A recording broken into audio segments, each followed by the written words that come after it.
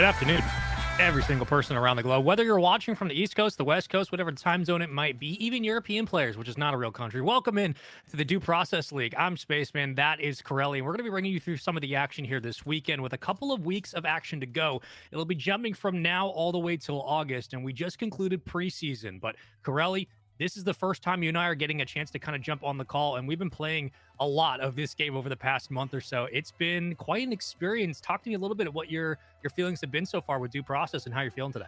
Yeah, man, super excited to be here kicking off the DPL. And yeah, our experience has been great. The community's been very, very nice. Developers have been very, very nice to us. So we've been welcomed here into the Due Process League and into the Due Process community. So thank you all for that as well. But yeah, super excited to get into this. This is an extremely fun game, something that I think you and I have talked about a lot. We haven't really played a game like this before, at least to the extent that Due Process gives. So we've enjoyed it. We have. It's been a nice combination of other titles that we won't name for IP reasons, but also if you're just a fan of tactical shooters and you really like teamwork, this is the kind of game that you can stay up till 2, 3 a.m. playing with friends. And the people we've run into in lobby, in game chat, have been a wide swing of both hardcore players and those who are doing lawn work outside. So if you're ever just a fan of just showing up late night and playing some Due Process, now's the perfect time to do so, because remember, the sale's going on now. The game is everywhere. We want more people supporting this title, and you can do so later on in the show when we get that information pushed out to you. But let's talk specifically about the format for this kind of tournament, because this is season 1. We did have a preseason. We did just jump through some hoops for some of these players to get into this spot. Specifically, the format for today will be following an abstract of what we see a lot of times in ranked, but this will be more focused through two best of 2 matches, 12 rounds each, first to 7 wins. So there's an opportunity here for a tie. There's an opportunity for a team to win, lose, etc. We don't often see that, Corelli. We don't often see games in this magnitude where a tie is on the table, given that there's going to be no overtime. So the ties work differently with points, which have been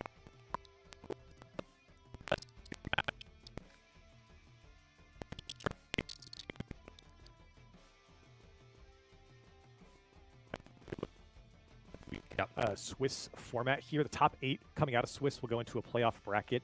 Like you said, it is a best of 2, or maybe better said, a set of 2 matches that teams will be playing.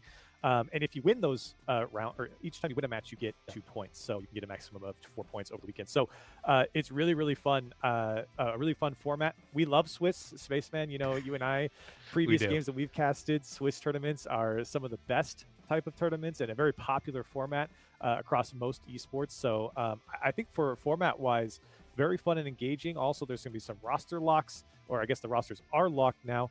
Open back up about 4 weeks from now as well. So an opportunity maybe for teams to kind of mix things up halfway through the season. But I think overall, people have been happy with what we got with the format, and I think it'll lead us to some exciting games.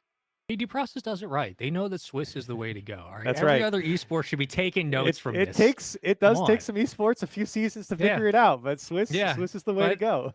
Not Due Process. It only takes us a couple rounds, because again, like Corelli mentioned, it's a best of 3. Win 2 matches, you win the series, and again, 12 rounds in total, first to 7. So if you've been playing, usually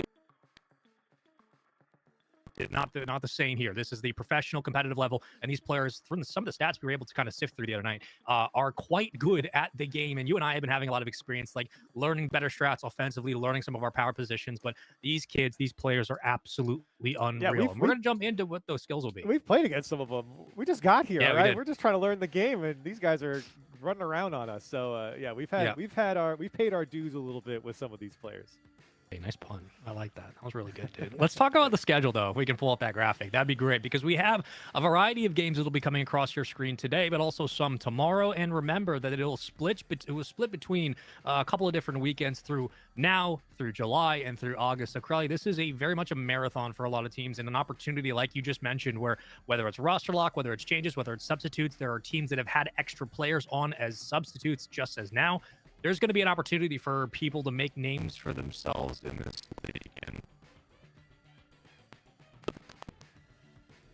top teams. Yeah, long season 2, like we said, 7 weeks in Swiss format. There's a lot of chances for teams to get better, to grow, and there's also a lot of chances for the teams already at the top to stay at the top and show that dominance, which I think for me is always the most fun. I love having kings to be slayed in any esport. So, and we might have a little bit of that here in due process. But I do know that the field is quite competitive. I've been talking around, and I do know that the matches that we've got today can be quite competitive. So I'm excited to see how it turns out. It should be fun. I don't know exactly what we're going to get for day one because I understand that, again, the preseason brings a very different feel, but professional play can really settle people into their rhythm. With that, though, remember that it's a marathon. It's a long sprint all the way down the finish line for these teams competing today. There's 2 more matches tomorrow. There will be a few matches here on mainstream today that we will be covering, as well as other talent that will circle in, and you'll be seeing many, many, many different faces. But the big important takeaway right now, folks, is that if you're interested in playing Due Process, you can do so. Not only is it available on Steam, not only is it available for a limited time forever, so always, dueprocess.com or dueprocess.info to find out more information about the game and download it, play it with your friends, invite people to come play and join. It is quite literally a unique experience that combines a lot of different elements of other first-person shooters that you're accustomed to and puts them in a package that's an 80s aesthetic that looks a little bit like a future or a modern retro boomer shooter, but it has a really good atmosphere, really great music that we were talking about earlier. Yeah. And it's just like it's kind of like it's just a sleeper game. Like it kind of creeps up on you, and then when you realize you've sunk 6 hours into it, you're like, wow, that was fun. Yeah, we've been there. We've experienced that a little bit, but yeah, it's a great game so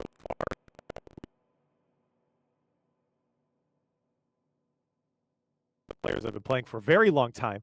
They have been welcoming us with open arms, and they will for you as well. I think one of the first games, Spaceman, if we could tell a little story real quick, there was a guy So who came in and he basically explained the entire yeah. game to us for the entirety of us playing. Like we played one whole series. This guy went through every little thing about the game. So people like that are everywhere in the community, and they've been super helpful, at least for us as we've learned the game. Yeah, they were surprisingly welcoming, which like it's a new community and you're always expecting the best. But for Jack and you and I have been through many, many different esports together. Like it was surprising that players were willing to kind of sit down with new players and say, "Hey, here's the ethos of the game. Here's how we work things out in rounds. Here's exactly what you should be doing."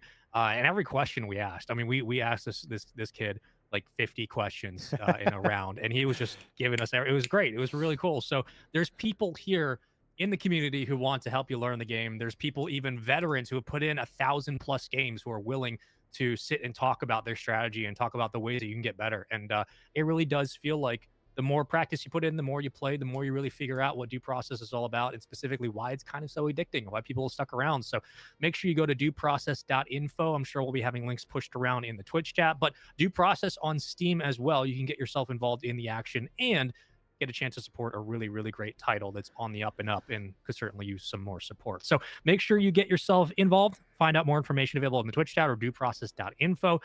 Corelli, we have ourselves a best of 3 today. 2 of them. Set of two. First Two to matches. 2. Sets to 2. That's right. And with that, segueing, let's talk about our first match of the day. Let's talk about MOS EISLEY Cantina versus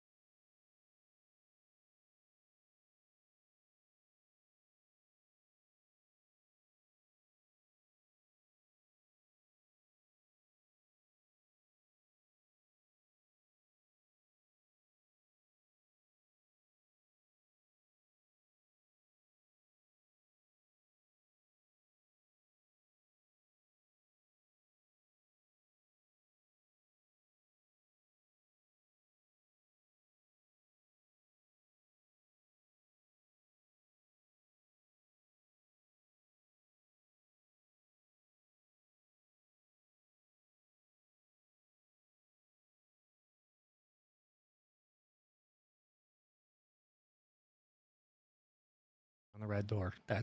Or the wall charge. We've learned both. There have been many times. Don't look at me like that. There are many times where I was in charge of.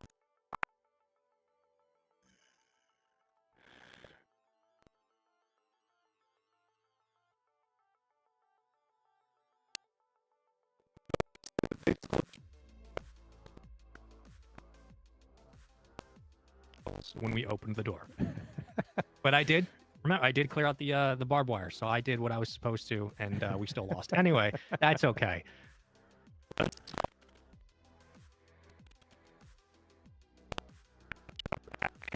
the team kick off again.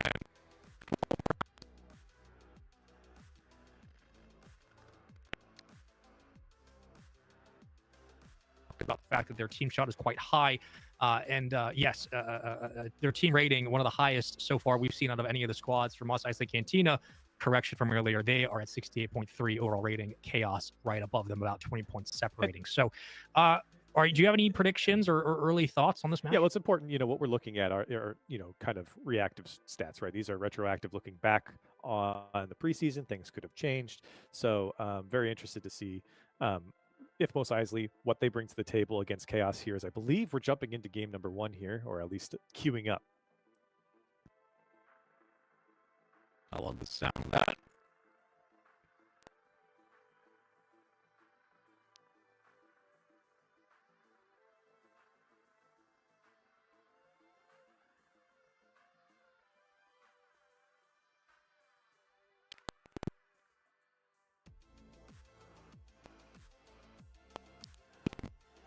Nice. All right.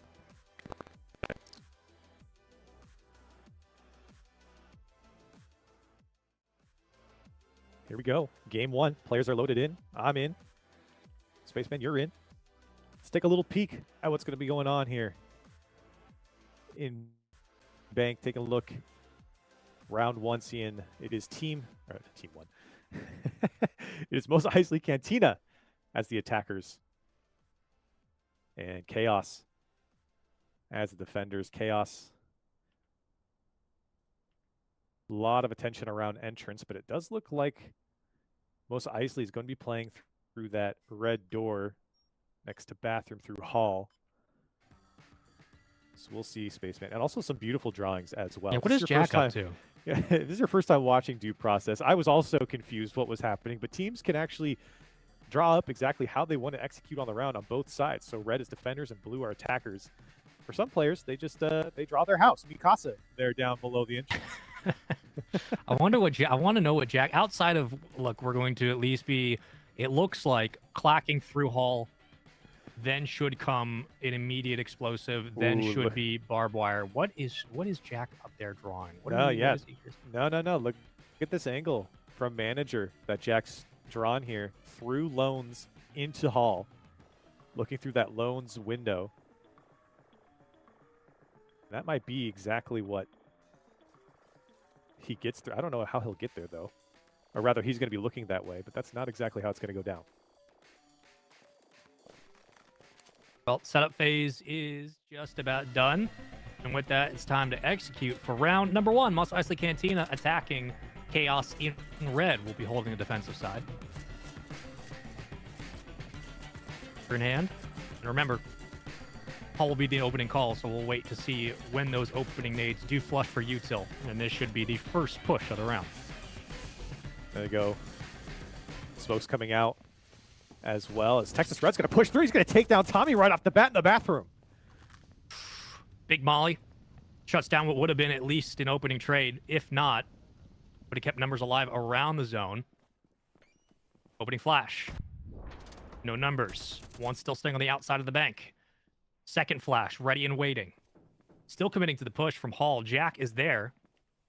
And here we go. And I don't think they know exactly where defenders are sitting. Now fights going out near Loans. Ghetto trying to hold it down. As Roach takes out 4 for the round so far. It's up to Hyperdrive. Problem for Hyperdrive is not only is it the rotation back into sight, but limited time on the clock. Remember, got about 10 seconds needed to defuse. Attackers are moving in to take control of the bomb. I think he might just I think he might just save here. You might as well save. He picked up the clacker. It's a 1v4. Roach with a humongous first round. 3 players walked into his line of fire, and a great hold by defenders. A lot of that revolving around the loans hold and through that window. And that will be a defender's win to kick things off. I feel like Spaceman, the execution there, that smoke really slowed down attackers. And it was a good trade coming out from Tommy early on, as I think it was Roby who pushed in for attackers. But ultimately, I felt like attackers could not press through Hall safely. And when they did, you saw what happened. They got mowed down. Silver lining there, Corelli, is that, again, Hyperdrive's able to pick up Clack outside. And maybe that's the only positive of round 1, but it's still an early game. But not losing that in a desperate gunfight or in the middle of a molly in the game. Because, again, for those who maybe are new, have no idea how due process works, if you lose your equipment or don't secure it after the round, if you do die, you don't get to keep it. So this is a big opportunity for them to, again, just kind of reapproach Red Door should they choose to go for a aggressive entry like before. And we'll, again, switch up what our docks will look like as we move over to the warehouse.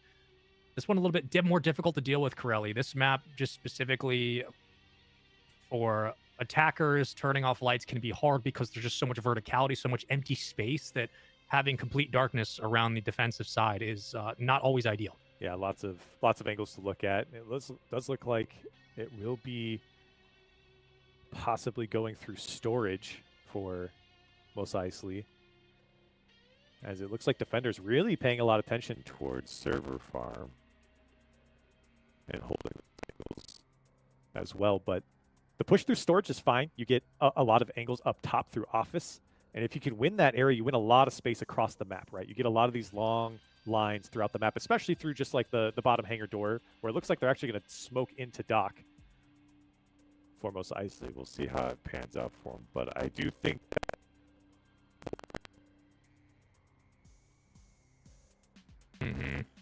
server farm, and we'll see if anyone sets up near office. You got to have someone holding up there if you like. You should at least have an AR up there, like bar none, trade only. AR should be up there. If you're going to smoke outside of dock, then the molly is good to cover. It's just a good like counter for defense, sure. But this is very much predicated on the opening pick. We know how dangerous some of those lines of sights can be, whether it's you're holding the snipe or just simply trying to move in for the initial. It is very, very difficult at times to get that first pick. But Corelli, you talked about something this week when you and I were playing with, it was just simply, look, if you're going to be playing into a choke point, play the trade. Don't just single file your way into the site. You have to find a way to get a pick. And now this round is going to be a little bit different. They're going to be splitting as players are already trying to push in on the server farm side. A lot of attention here on server farm, and they might buy enough time if long no one goes down. Ghetto's going to take down Hyperdrive, but now Roby and CBC pushing through storage, and there's no one here to contest. Smokes go out, so they're free into storage. Jack gets a pick as well, and Diag's not looking the right way. Roby could push up these steps and take out Diag with all the attention that the first 3 players pulled in on server farm. Diag's going to go down as well, and the execution here for attackers working. Stretch is going to have to hold sight and keep attention away as Ghetto's backed up off the mezzanine. CBC working up top with Roby. Ghetto in a 1v1 against Texas Red wins the fight again. Make that 2 in the round. Took off the opening pick and kept the doors locked up. Whoa. There goes Diag. There goes CBC. Whoa. A big pickup in the round. Defense goes huge. Ghetto for 3 for 4. All K's down. This was an absolutely brutal defensive hold from defense. Yeah, fun split coming out from the attackers there through storage and server farm. And that win in office almost bought the attackers the round, but great 2 pickups there from Ghetto. And that's really what flipped it on its head. Defenders holding on in what looked a little scary there for a second.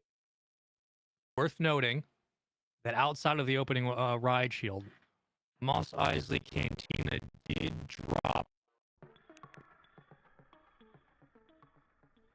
Yeah.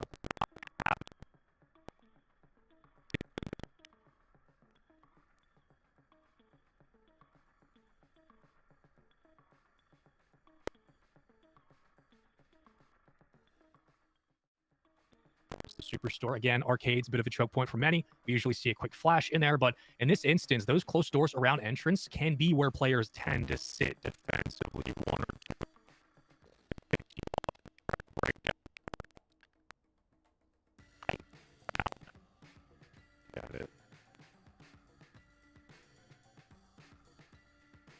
break into entrance. And really, that's... I mean, I guess they could go through freezer as well or into arcade. Arcade's a really tight spot. Very tough to push through that cleanly without dropping too many numbers. I think entrance might be their best bet, considering the util. And there's not... It looks like players will just be holding it from the defender's side, not necessarily throwing up too much. Just think Barbed about... wire. Go ahead. Think about just how much real estate you can't find if you're going through arcade. Like, you're using a lot of util, you're using a molly, you're using a flashbang, but the line of sight from liquor all the way through bathroom, all the way to arcade. I mean, you post an AR up there, or a sniper, you're looking at Headshot City into arcade. There's only one exit that's realistic into Teller. Like, this is another instance where defense really has an advantage just on positioning alone. Yeah, and I think they only have the the wall charge here. Yep. So it will have to be through entrance. Yeah, one flash. Let's see.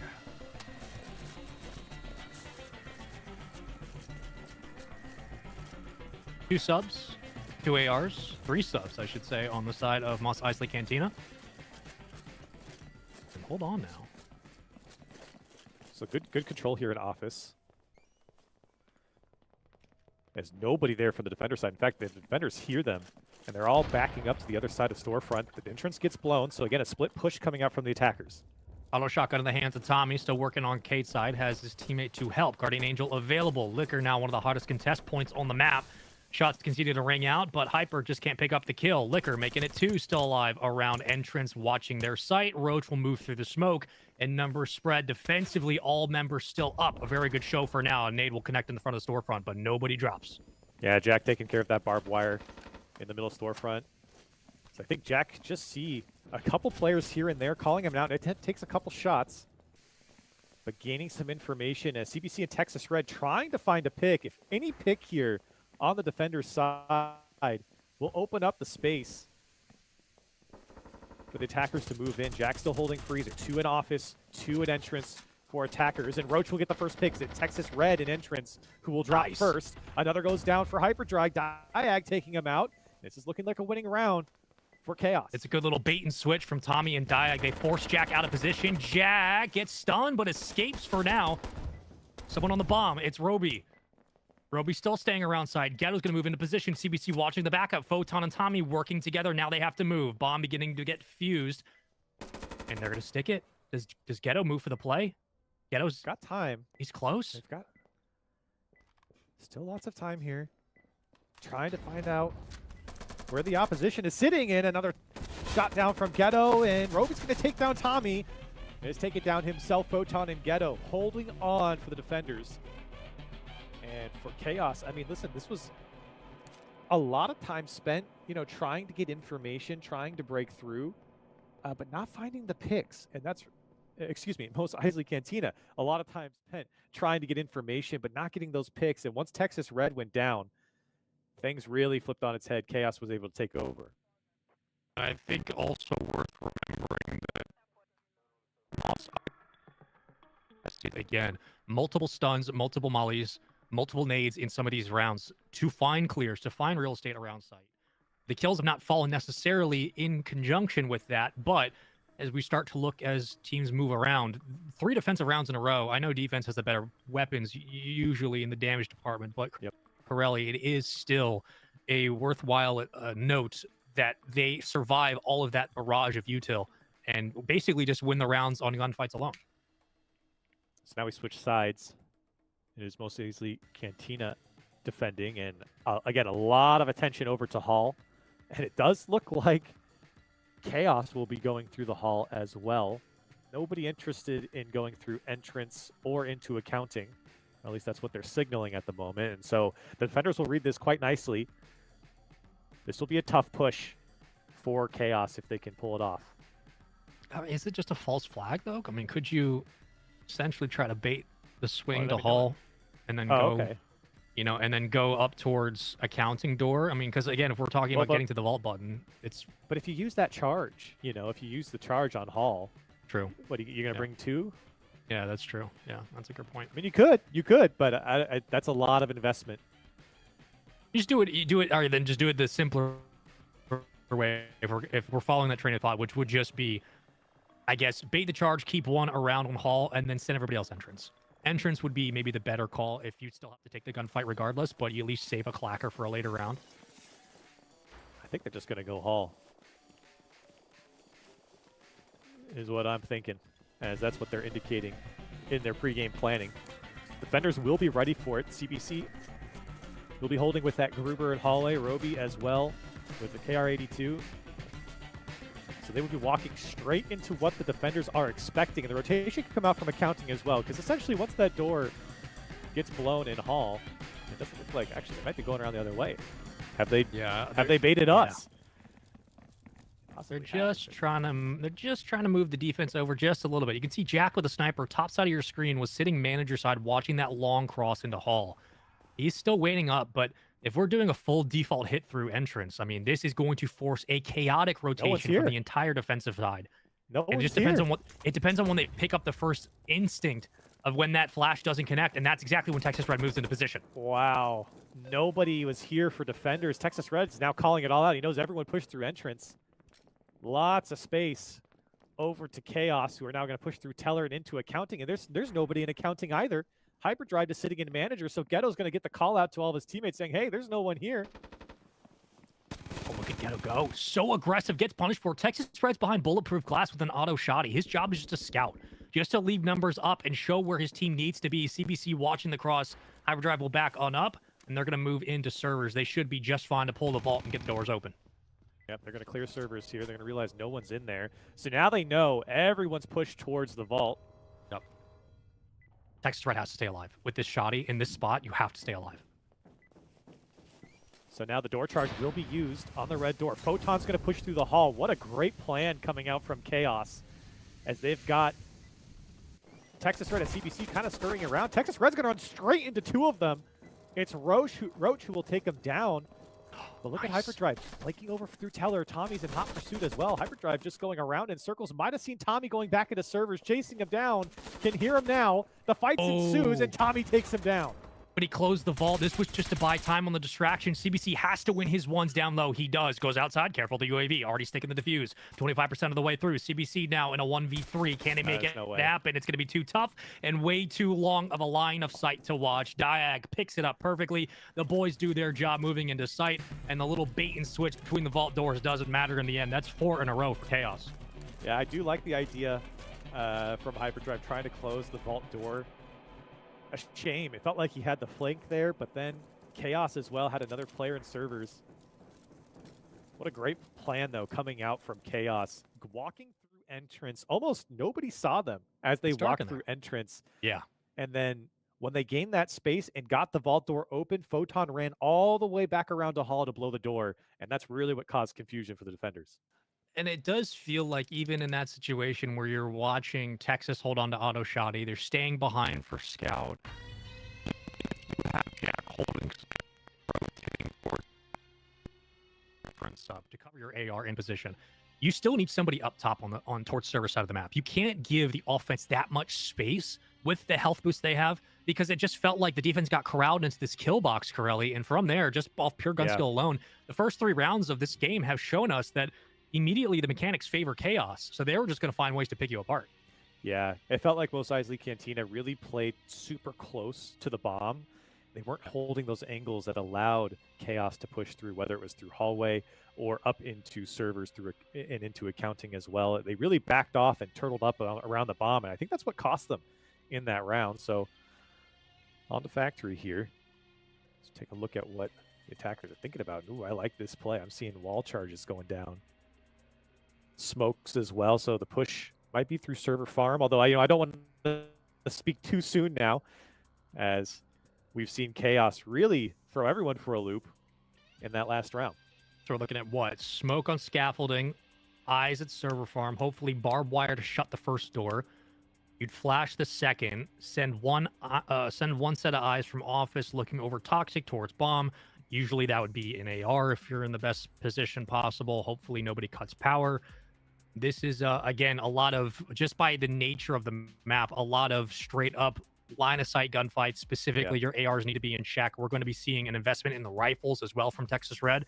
but with 9 seconds before round kicks off. This is a big round. It feels like for the momentum of this first series, for MOS EISLEY Cantina, you're down 4-0. If you drop this, you're basically backs against the wall. You have to perfectly reverse sweep your way through the game. Yeah, and like you said, very pivotal round, and there's going to be a lot of util used here from the attackers. Looks like it was going to be, they're going to burn through this door and then wall charge into the bomb. Oh, what a nade from Photon. What a smoke. Beautiful smoke lineup. Yeah, it's a perfect smoke. Texas Red is holding the angle very close. Now he's going to back up. Everyone is in office, and they're going to get smoked off. This is going to work quite nicely for KHAOS. Those smokes are perfectly placed. Yeah. And they've won themselves a lot of space here. So much space, Corelli. They take up so much of the map. I mean, these choke points have been completely crossed off by the smokes. Comes the wall charge. This is straight into the bomb for the attackers. They're going to try and get the defuse immediately, but a Molotov comes down. Some good time buying for the defense. Nobody's gone down quite yet. Now Roby will get the opening pick. Takes a lot of guts to hit that smoke and go for the stick. AR in the hands of Roby. A KR-82M to be specific. They'll sit on the stick again. Picked up one. It's CBC on bomb. Watching closely. 3 still alive for now. For the first time in a while, it does feel like MOS EISLEY Cantina have numbers to play with. They'll find another trade. Roach immediately gets taken down by Jack on Toxic side. There goes another, and Photon falls quickly to server farm. Diag last alive in a 1v4. In a 1v nothing. Completely wiped up. Defenders take the round. MOS EISLEY Cantina off of a shaky opening break. Regroup, recalibrate, and get the win.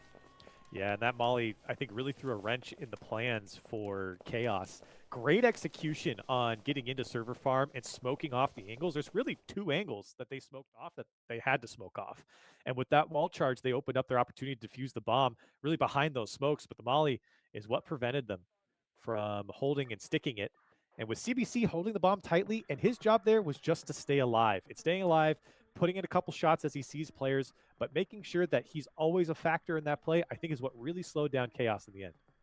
First round taken by MOS EISLEY Cantina, and a big one defensively. We know defense can be a bit of a give and take, a bit of a push and pull. You get a bit more damage, but also you can play a little bit more ratty in that kind of map.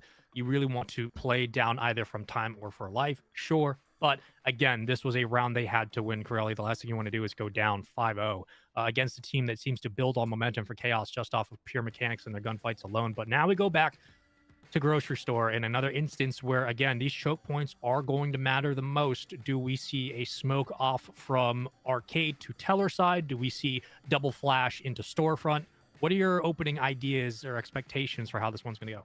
Well, I'm looking at what the attackers are putting down, and that's pushing through arcade. And defenders will be heavily ready for that as far as their setup going. I mentioned earlier, I feel like arcade is pretty tough to push through a lot of times, but then again, so is walking through freezer. Freezer allows at least the sight line into storefront. It does look like from the attackers, and we'll see. They've been, as far as the execution goes, Sean, it's been fantastic from KHAOS as far as entering the site and establishing themselves. And obviously they're up 4-1, but as far as the completion of that site didn't work well on factory, or well enough. And defenders are perfectly set up for what is looking like a push through arcade. And KHAOS has been excellent in every single round, offensively and defensively. Would not be surprised if we see a 3-2 split or one adjacent number being Hyper's Tommy. got a clacker. Hyper's got a clacker, and he got him. He got him. Hyper had that clacker, and Tommy set it down immediately, blew him up. Tommy's circling the map saying, yeah, this is exactly where I died, guys. I got blown up by our own clacker. So you're down a man, but you do get the entrance into arcade. And look at the rotation now from MOS EISLEY. Everyone backed up into storefront, and now the push comes out from the attackers. Diag gonna have to be a linchpin for this backline, though. If Jack gets a little too overzealous, Diag could pick up a crucial couple of kills. Pressure towards teller side. Hyper at least able to spot one. CBC on the same wing. They'll be roaming around each other. No one's going to peek out behind the glass first. Photon taking a fight at range against Hyperdrive. Let some shots ring out, but not enough to clean up the kill. Texas Red backed up as well. Diag waiting patiently, but is that patience going to pay off or become a problem? There's 2 for Hyperdrive. He's holding down Bathroom. Good sight line for him, and defense is set up quite nicely here. Diag, I think it's up to him to really make a big play here. He's creeping, trying to find something through Office. He's got to have some information of where Hyperdrive's at. Ghetto is taking shots. Roach firing off at CBC. 50 seconds left. And Diag, I think he's going to be the key X factor for the attackers if he can find someone here. Well, Ghetto's had to move out of position quickly. He actually picks up one, so the flush from the molly helps out. Diag's out of position as well. And the crossfire onto Hyper takes out two. CBC in a 1v1, they trade. Ghetto around Jack on the bomb. Texas right now in a 2v2. Diag versus Texas. Ghetto versus Jack. It comes down to pure mechanics. Diag has the info. One's around sight. It's Jack. Ghetto moves into position. Jack picks up the initial, and Diag is there as well. It's a 1v1. I don't think either player knows exactly where they're at. Diag certainly doesn't know where Texas Red is. Texas, he should have the angle on this, and he's taking fire shots. It's a great return from Diag, and he's going to get the defuse. What a turnaround for Diag. We said he was going to be the X factor here, and even though I don't think he knew where Texas Red was, boy, did he make up for that as he whips off the bomb and takes him down. There's no way that they were planning for that post-point positioning all the way across. Diag immediately picks up on the spray and just kind of melts his way through the gunfight. And that is, again, the benefit of being overzealous on bomb, going for the stick, knowing you have limited time, and then saying, I can pop off, take a shot, pop back on for the defuse. A massive, massive win in low number situations in a count where they were down 4-2. They were down in numbers, and they still find a way to split the defense out, pick up a lot of 1v1s, and just bring it down to individual gunfights, which at the end of the day, 99 times out of 100, you're probably going to favor KHAOS in that situation. And they find themselves now on match point. And remember, I mean, that was a map where Hyperdrive started off with a clacker kill, right, on Tommy. Yep. So numbers were immediately down for KHAOS right off the bat. Great play from Hyperdrive, but even in the 4v5, Diag was able to clutch that up. That's a huge, huge round win for KHAOS. Shout out to C-Store. Little correction. Love me. The anti-clack, as somebody calls it. I like that. The anti-clack. The anti-clack. So we'll see. Diag has drawn a very nice...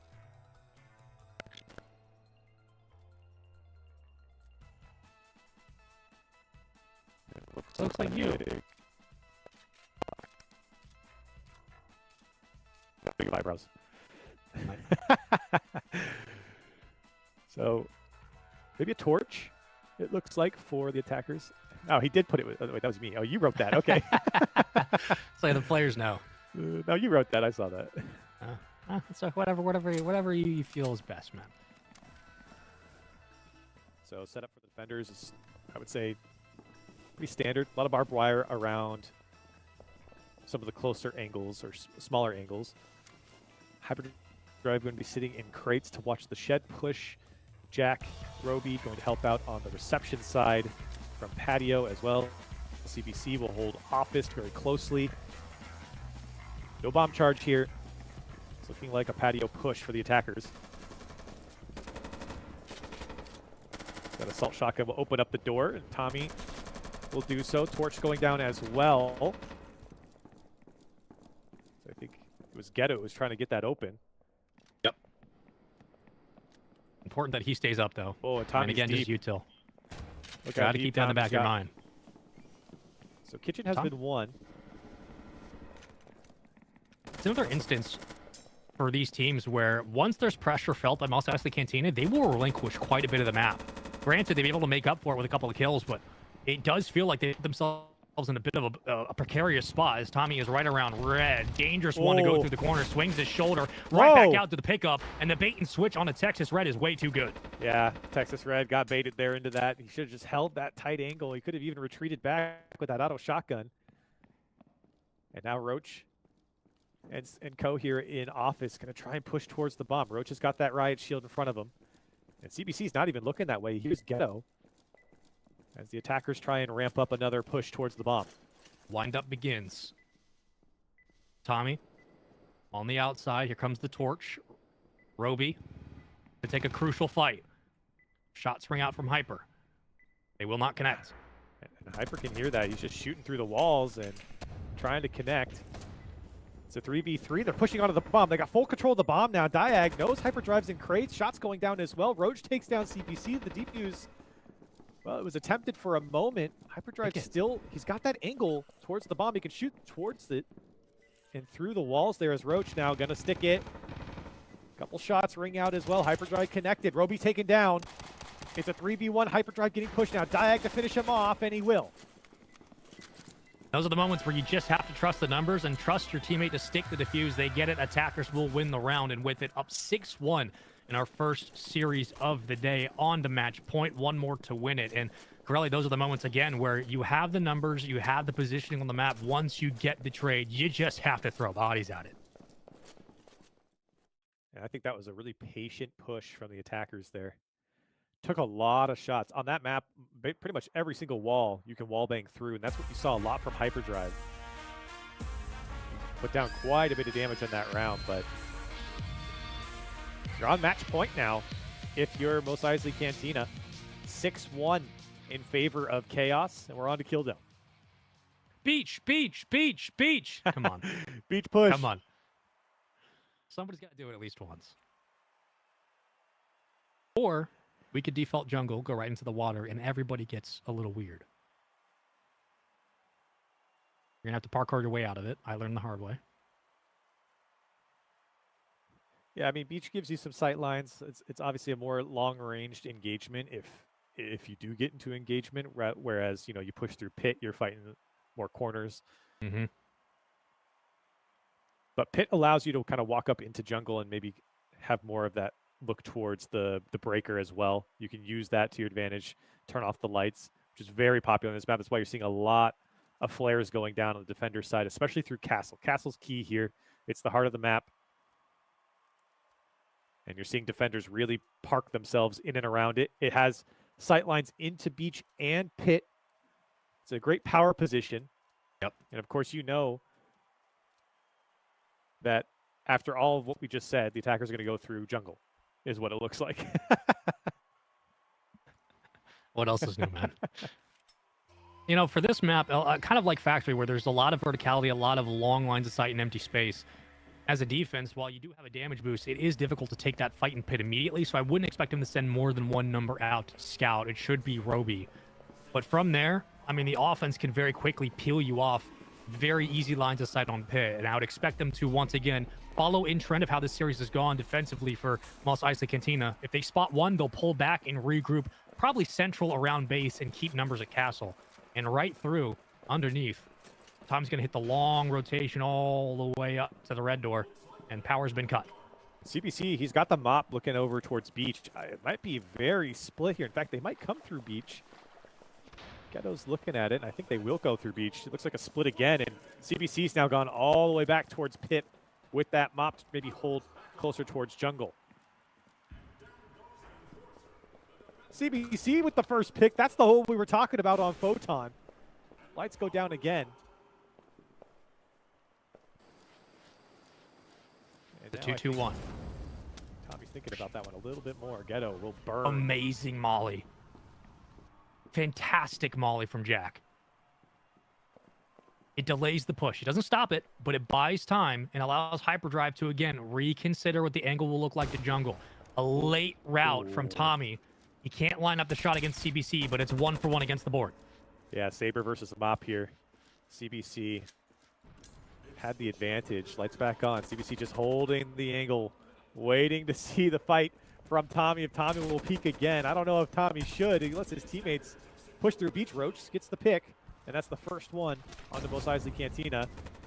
They'll push into Castle. Another pick from Roach. Opening things up for the attackers. A couple more shots go down. Can't finish it off. Roach is on a heater. 2 in the round. One of the hardest maps to retake, at least from Castle side, and you'd think that Roach would try to play a little bit more passive, but that is not the case. Buys time. Hyperdrive saw Tommy push through it. I think he called it out to CBC, and CBC and Roby pick up one each. Tommy and Roach go down, so it's just up to Diag, who's in a very tough spot with that mop looking over jungle. Yeah, nowhere to run, unfortunately, and credit where credit is due all the way around a MOS EISLEY Cantina. That sniper fight was the deciding factor of how that round would unfold, and yet again, CBC went absolutely huge, buying time, stalling the round out late for the Mollies to connect, and from there, picked up crucial kills as well. Yeah, great fights in Castle from defenders as well. But yeah, CBC, I think that instant pick on Photon and then finally finishing off Tommy. They picked up the Saber as well. So they have the Mop and the Saber now. If they want to use it. Back and forth we go. Here's the day. Again, 6 again. To 7, you win the first series. That is all that KHAOS need. One round, and we're done here for the first one. So for KHAOS, they have a lot of opportunities to change how they want it. It does feel like in this spot, big gunfights, team fights, which all works. KHAOS do have everything. Got it. Job of holding up in late Lots game. going on here from KHAOS. Looks like grenade into entrance to blow up the barbed wire door charge.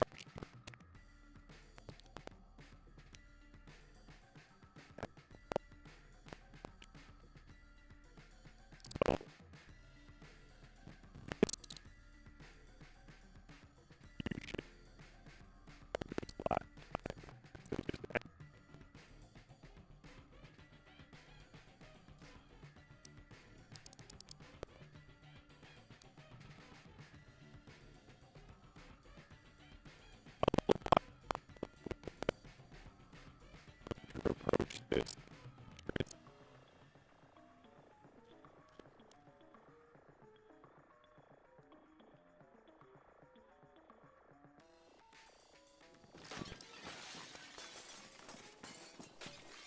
Tommy's running a shotgun. Shotgun. I mean, it's the call to serve for him immediately. That's where you want that engagement. So if you're prepared defensively for a gunfight around servers, understanding the red door there goes Tommy. Yeah, you should be using as much util as possible to shut down this push to servers. Tommy's going to be the first one there. I mean, he's got the shot. He's got to make the most of this. So I think they are going to execute on this. Tommy's going to make some noise in the servers. Gonna wait. Well, oh, maybe a pivot. Draw attention to entrance, then send over Diag with a sub. Tommy can go in with the shotgun and then have cover from his teammate. Smoke is out. This is where util comes in most. Yep, Tommy doesn't actually know it, but no one's in servers. Here comes the push through entrance. Ghetto does see Roby. Roby trying to run away. Full control here in lobby. As Tommy still hasn't gone through. He flashes into server. Again, no one in there for him. And Jack have to hold on to this. Ooh. And did not know that they were going to be coming through the wall like that. A door charge for Diag, or a door charge kill, I should say. Or wall charge, excuse me, on Jack. As Texas Red in a tough spot. He'll drop. Roach. Ooh. Gets another. Tommy's so aggressive. He got punished. He got punished. Got a little too over-aggressive. Diag for 2. Wow, the swing from Diag. Holy crap. Hyperdrive, the only one around. Not going to happen. GG. Not going to matter. It's GG's. I thought Tommy was going to go on a route for a second. The defense picked it up, but the offense is just a little bit better. And in the end, that is the game 1 win. 7-2.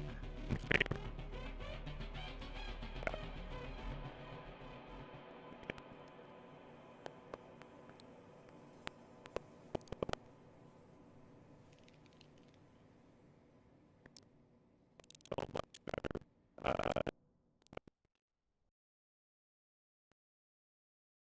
We're able to close things out. Obviously, too much to overcome.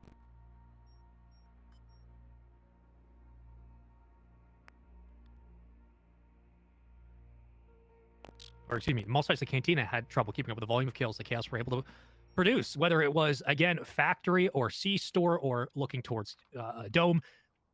It was just crucial moments where KHAOS picked up 2, 3 in the round. Individually, Corelli, there were players that were like Ghetto, like Tommy, like Diag, who were picking up 2, 3 kills per round, and just that pressure can shut down a defense, can completely kill a strat.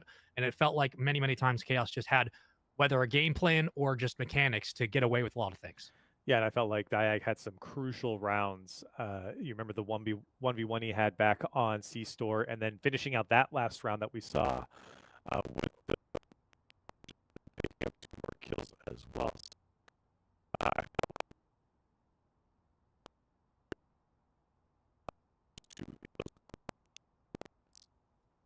This was one of the first games of all time. That's how actually we began our first series of the Due Process League for MOS Eisley Cantina KHAOS. We saw MOS Eisley slowly slow the game down. They were able to control the pace a little bit later into the defensive rounds, and specifically, they looked like they were beginning to find their footing around Dome. But again, it was how many times in the overhead view did we see where MOS Eisley Cantina would relinquish, concede opening position, fall back into a yeah, bunch, and then they would eventually just kind of get traded or bait and switched. And Corelli, sometimes that works, sometimes it doesn't. This was one of the instances where it just defaulted into problems more often than not. yeah. I don't think it's necessarily a bad thing to turtle up around those key parts of the map, but they just weren't able to execute when it happened. And I think again, from KHAOS's side, was able to take up so much space and able to close out those rounds because of it. Yeah, definitely a tough one for MOS Eisley, but granted, there is still room to improve for everybody, and they're not out of anything. That's the beauty of Swiss. That's why Swiss is the best of all of esports. So make sure that you play Due Process at dueprocess.info and ask them to put more Swiss into tournaments, because Swiss is what we want. But this was a series that came down to individual gun skill and at times some really excellent maneuvering as a squad. And it seemed like Chaos just had the answers for a team that clearly in the preseason had success as an average rating of 83.3 and was one of the highest distributors of kills amongst the most of the postseason. This was a team that we expected to be very efficient, proficient, and they were just that. Corelli, closing thoughts on that series as their win will tally up for the first one at 7-2. Well, it's only one of 2 that they'll have to play here, so they got to play him again. And I think some big adjustments, as we mentioned, it will come on the defensive side for MOS Eisley Cantina. Yeah, we'll see what kind of adjustments they can make on the back end. And for MOS Eisley, again, it just comes down to how their situational awareness was able to kick in defensively. Looked great at times. Other times they looked a little bit panicked, but a lot of time to change things around before we get into our second series of this first match. So if you want to get more information about what Due Process is up to, follow it around in the Twitch chat. Also, dueprocess.info, where you can download the game, support this game itself in the Due Process League. Follow them over on Twitter, and make sure you stay tuned to the chat before we get set for our next series. It's going to be a continuation of MOS Eisley Cantina and KHAOS for game number 2. KHAOS up 1-0. We'll see what happens after the break.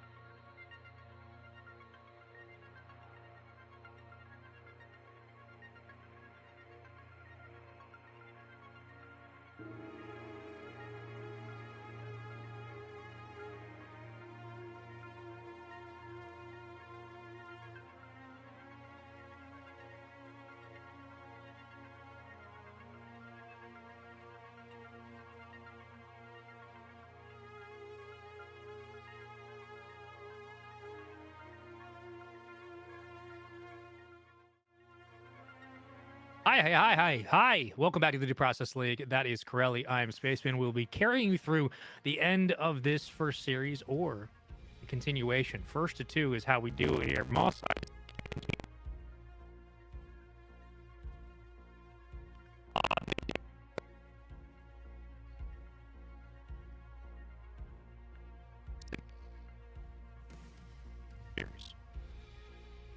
Yeah, and the clutch factor as well. That's what I feel like they had a huge clutch factor.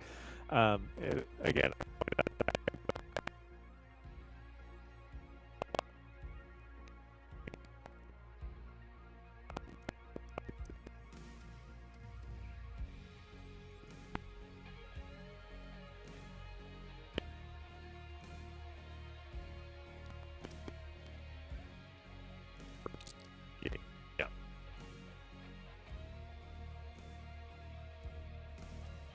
either execution or maybe just the way they set up defensively. Like we pointed out, they definitely like to play tighter around some of the objectives.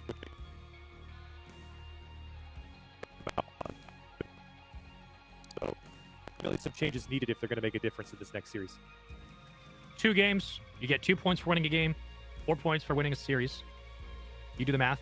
You can get tied. We've had that happen to us a couple of times when we've been playing. We tied. It's actually quite an interesting experience to realize that you were good enough to get here, but not good enough to close it out. And you're like, okay, not bad. I like it. Yeah. So, yeah, I'm excited to see how this one goes down. When it comes to like drastic changes, as we make sure the players are ready to get in the lobby and we eventually get this one going, drastic changes from MOS EISLEY, is that the crux of it? Does there need to be changes that are aggressive to their game plan, or is it just getting back on the field and reapproaching some of their gunfights?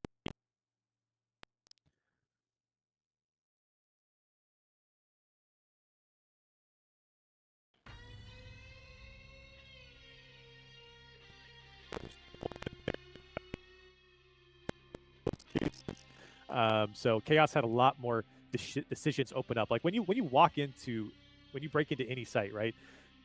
You have a plan, and there's a decision being made. That decision tree grows exponentially if there's no one there, right? And so I felt like a lot of times MOS EISLEY didn't have anyone there to just make a difference, and that was the biggest issue that I saw. But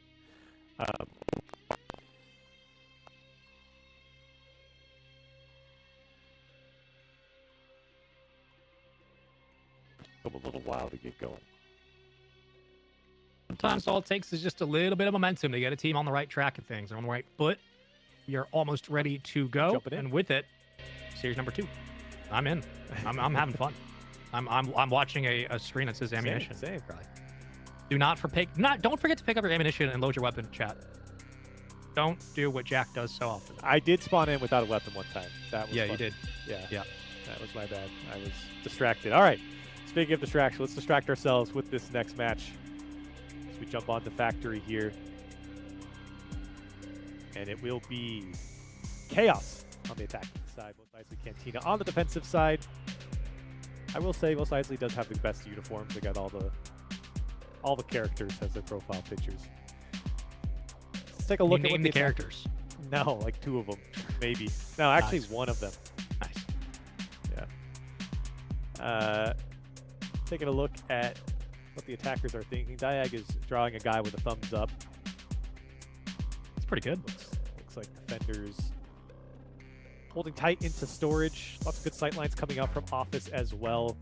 They're able to kind of hold both storage side and the server farm side if they push, at least on the northern side. If they push through servers, that's a little bit of a different story. It looks like attackers do want to push through servers in some way, shape, or form, and maybe a split push through storage. Roby, I believe, will be sitting in the dog. It looks like Ghetto is circling it, so indicating, at least to us, that it could be servers. But maybe not. He's deleted it, so we'll see exactly. Okay, that 3-2 split. Thank you, Ghetto. See, he's helping us out, all right? We'll 3-2 split. 3 go in storage, 2 go in server farm. We got it. I'm looking at the blue line coming from this back. I'm going to highlight this back window back here. That's likely going to be a smoke once they break from bus. You're probably going to see the smoke really cover this cross here, so you're able to get people into server farm, quickly move through, and touch down in to the main lobby, get onto conveyors, and hopefully your subs can do the rest from there. We'll see how things play out, though, into round number 1. On the attacking side, it is KHAOS. Defense in red, MOS, EISLEY, Cantina. See what happens. Let's see. They're getting a little situated here. We'll see what the push is. Trying to figure out who's going to go on what side. Ghetto deciding as Tommy's going to walk up here into storage. So looks like Photon is, I think, is going to wait for the noise and maybe to pull over some of the rotation from Mos Eisley Cantina. As Mos Eisley going to give him some space here. We'll see what the attackers can do. Smoke doesn't do much for CBC, but again, just creates enough of a distraction to force some numbers to regroup. Now the push in. Ghetto moves up first. The anchor. Secondary in position is Roach. Far back, Tommy. Texas Red has one line of sight, but CBC gets caught quickly for the first blow. Yeah, great shot through the window there from Roach.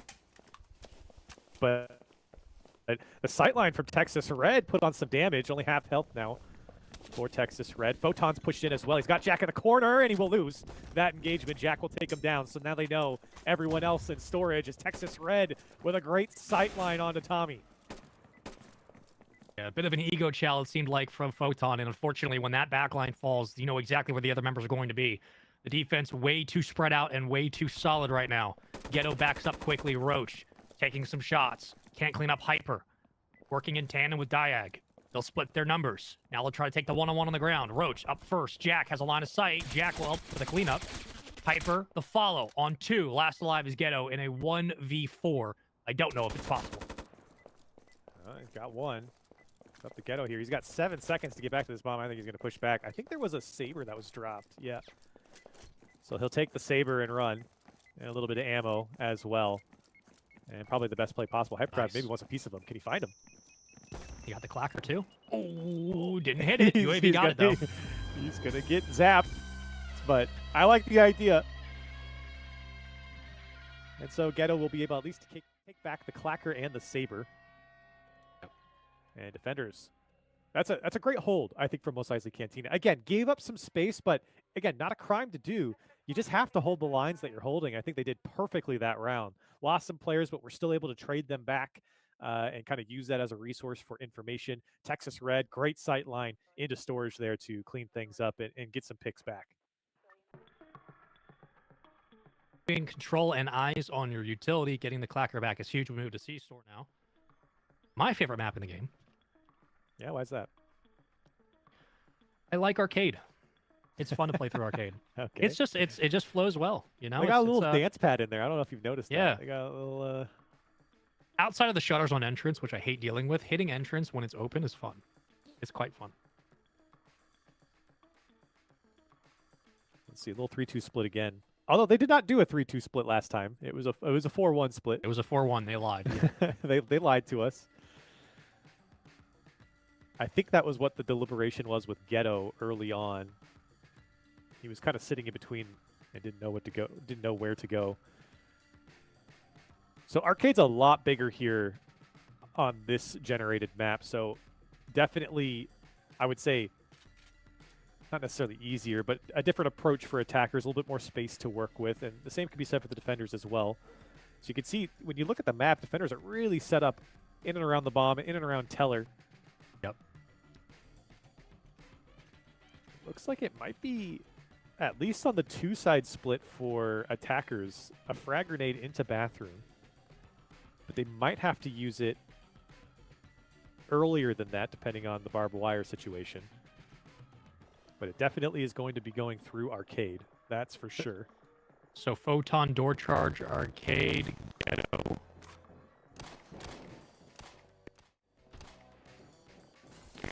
Diag clacks. If they get one pick, expect the defense to pull the storefront immediately back from sight. They've shown 3 different arrows showing that once they get a look, they're going to retreat together.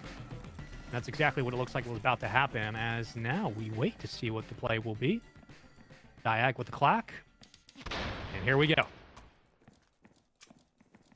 Again, lots of space here in arcade. CBC's holding it tight. He's going to throw a Molotov, it looks like, as soon as he hears something. Some wall banging happening here on the storage side as well. Jack's going to ignore it. And CBC, he's got a Molotov here. He does get it down some decent damage. Or in fact, actually, I don't think he hit anyone. I thought they were standing on top of it. They were not. But a good read from CBC. He's going to be taken down by Tommy. Runs right into the shotgun. Roach peppering a couple, at least spots Jack behind the bar. Going to be sitting Teller side. That glass will keep him up for now. The shutter's around. Ghetto and Tommy working together. Ghetto in first. Takes a couple of shots and eats it. Tommy for the second. Texas Red gets traded. 2 more will drop. Roby and Hyperdrive now backing up out of the play and split. They got Tommy here by himself, but they cannot get the angle on him. Now Hyperdrive and Roby, they're going to have to basically retake the bomb site. A good kill onto Roach, but now the 10-second timer has started. Roby's got to push through. Roby, can he make a play through this barbed wire? I don't know if they're going to get back in time, and Hyperdrive taken down. I think Roby going to let him have it. Unless. Roby trying. Ooh, he did get him. He did get him in the end, but just not enough time. He'll be taken down himself. But really just, what, a half second late on the kill on Photon? Photon was the one defusing it, I believe, so tough for Roby. Almost the right play. Just not in time. Much more confident of a defensive hit after the first blood from MOS EISLEY Cantina in this second series, Crowley. So we're tied up in this 1st to 7. On to bank we go. And again, not a bad execution from the attacker side in KHAOS. I like the splits that we see.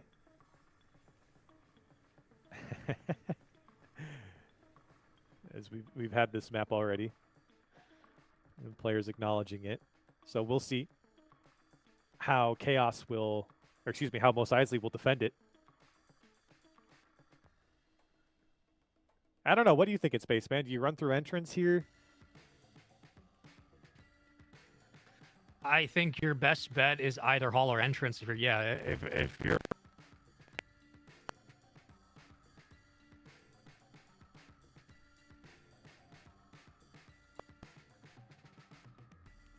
split, you could send 2 to red door on hall, go entrance, try to buy some cover, front entrance, flashbang through hall, get up to the bathroom quickly, and then, or actually I think bathroom's closed off, so you'd have to go a long way around loans. You'd have to essentially go above Teller through accounting, take that right in the door in a manager, and get the vault button. So it is a tall task for the offense for sure, but this is still an opportunity where you can play numbers if you are KHAOS. However, I think defensively, MOS EISLEY Cantina should have everything in terms of positioning they need to shut down this push. I mean, you can get ratty around security. You can, again, put somebody in servers, put some barbed wire or a molly down to watch the shotgun push. There's no reason why not. There's a molly in the hand. There's no reason why not. They can't get hyper aggressive as a defense and shut down a team in KHAOS who are certainly looking to break in. Yeah, it looks like a wall charge going into servers and then pushing through entrance as well to pinch lobby and hopefully accounting as well. Texas Red's going to be holding very tightly here with the auto on entrance. This is a great read if they do end up going entrance. They're much more aggressively positioned here. In fact, really almost nobody sitting in loans. It's just CBC who's just holding a very, very tight angle. But Texas Red is going to have his opportunity here if the attackers come through entrance. Tommy's above with a riot shield. Oh so my he's gosh. Going to be pulling some attention, and Texas Red gets blasted. And what a read on the attacker's side. Texas Red was nicely. Now Hyperdrive trying to put some damage down. He's going to run into security to run away from Roach. Roach going to be taken down as well. Defenders trading back. 4v3 in favor of attackers. Hyperdrive sees everybody. He just needs to stay alive. I mean, he's got nowhere to go really without getting spotted. He's going to get scathed, dipping out of dodge. Roby in a 1v2. Roby gets caught. Roby's still alive. Roby gets traded quickly. Accounting completely locked up. CBC in no man's land. And how do you try to get back to your team on low health? You're getting chased down and gunned quickly. Last alive is Hyperdrive, and he is stuck. Hyperdrive was watching a movie there. He was just sitting watching everyone, just calling out to his teammates, and now in a very precarious situation. The bank vault is open, so he has an opportunity to do something. Hyperdrive will take care of Ghetto. He's going to run towards the bomb. Might get another one in. 2 for Hyperdrive. Can he clutch it? Bomb defuse comes off, and is taken down by Diag, and Hyperdrive almost got us excited there for a second. Ran for his life. and almost made it happen. I love Texas Red circling where he died. It's like, this is where I went down, and this is why it was important, because I had the auto shotty. Remember that. Yeah, that's a tough one. I think, like, again, whether or not Red's first blood spells disaster for the rest of the round, who knows? But losing that first aggressor, backbreaker. Well, where he was positioned versus how attackers were approaching entrance, he would have gotten 1 or 2 there. And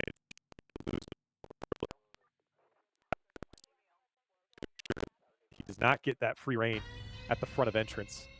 So now a 2-1 lead for KHAOS. So we take a look at the next map and see how attackers want to approach it.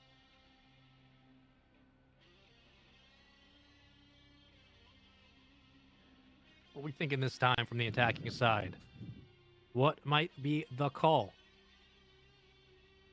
Well, could go through storage again. Usually see an AR setting up off his side. Usually seeing at least a secondary support who, again, could expect a smoke over the top into the bottom of the pit.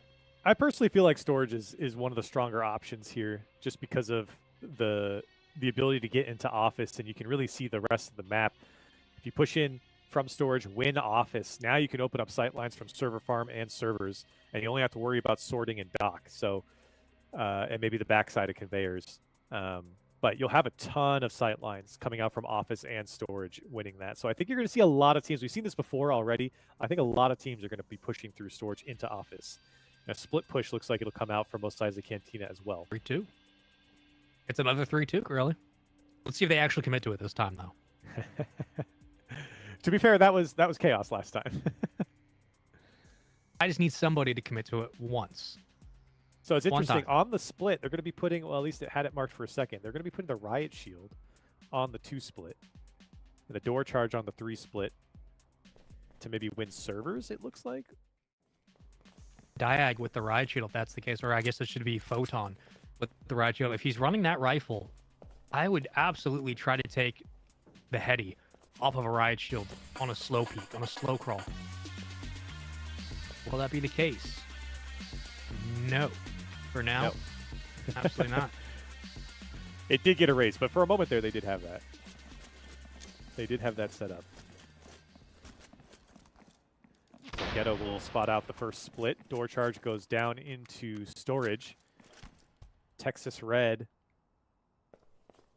is just by standing there going to push back Ghetto. Now the storage push is on for the attackers. Obi doubles back. Diag trying to stay alive. Roach with cover fire. 3v1 off his side. What does Diag do? How does he play it? 3 up the stairs. Roby is the 4th. It's going to be tough. Diag needs to get out of dodge. Oh. Roach takes down Jack, and that's the first pick of the round. Yeah, gray Molotov there. CBC has to wait. Ooh, a little exposure in office here from Diag. Takes a couple shots. Texas Red still waiting patiently there on the eastern side of the map. The lights go down, and Texas Red going to make his push. Roby goes down as well. 3v2 for attackers. Oof. And a shotgun to the face for Texas Red. Now 1 left CBC by himself in office. Ghetto through darkness with the sniper. Disgusting. Lining up the last of the round. Trying to close it out for KHAOS. Oh, just missed by a hair. But they know where he's at. There's nowhere to run. CBC in no man's land. Hold that flash. Actually neutralize them. Hold on. It's doable. I think he's just going to run out. He's got the pick back up the clacker here. And, I mean, yeah, you got to save. It's 4v1 here. He's also less than half health. It's not much he can do. He retreats back into where he came from. And for CBC, I think that's the right play. Really tough push into office. Great work from defenders to slow that one down. And even though attackers got the lights, it just felt like they could never get anything going. The split push from Texas Red, I think, would have been fine. But he ran right into a shotgun barrel. And that instantly ended the push, or the pinch, rather.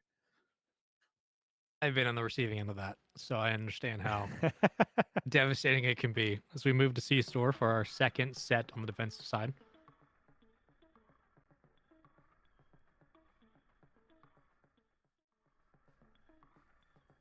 Best map. Big C-store enjoyer. I'm a big C-store kind of guy, you know? There's a lot of character in this map, I'll give you that.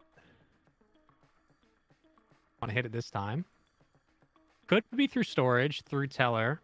Take control of the shutter, then leave to entrance side, swing through. Another split push, likely.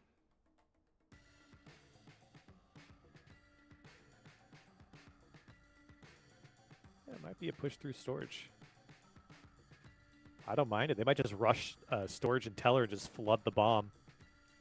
Last time we saw this map, a lot of attention was up near arcade, but defenders actually have this read quite well if the push is through storage. Okay. Looks like a wall charge through bathroom into bomb is going to be the play for attackers, which means no attention towards arcade. But again, I think that defenders have it read quite nicely here. Yeah. That's quite risky to go from, you know, we could try taking the team fight to get shutters open. We'll see what happens with the entrance. So let's just go ahead and wall charge the bomb and get through bathroom. I mean, let's just blow a hole in the wall. Yeah. How about that? Like the big question is just simply, can they execute on the timing of it? Because the minute they get in the bathroom, you understand the defense is going to reposition, and that wall charge is not going to go down for free. So they're going to have to very, very quickly take control of storage and get up to bathroom without wasting a lot of time or giving away too much information on their own end.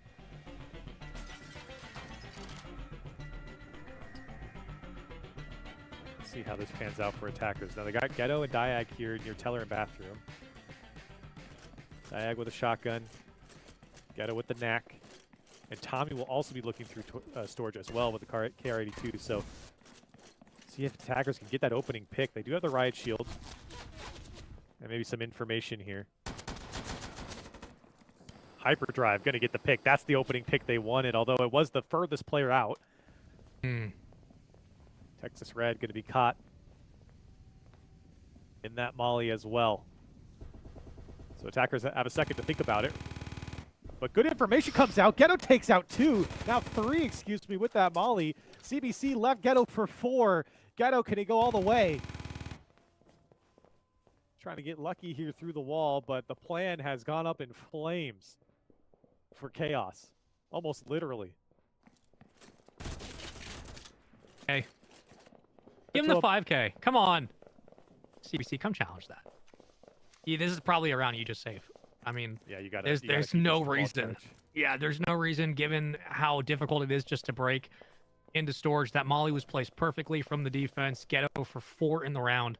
And once that smoke was a false flag operation over towards arcade, it pulls all the attention away, but the defense didn't even flinch. Like, all right, there's only one way you're getting through bathroom, and that's through us. And Ghetto took care of it.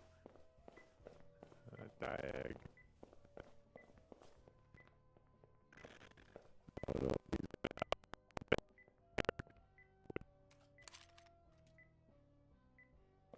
Yep.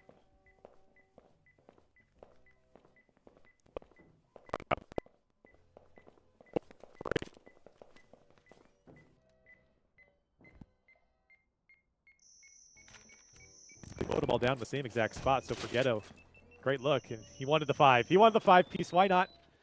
Diag's trying to get around. He's not going to get there in time. I think they knew he was in that corner, but the UAV does not allow it.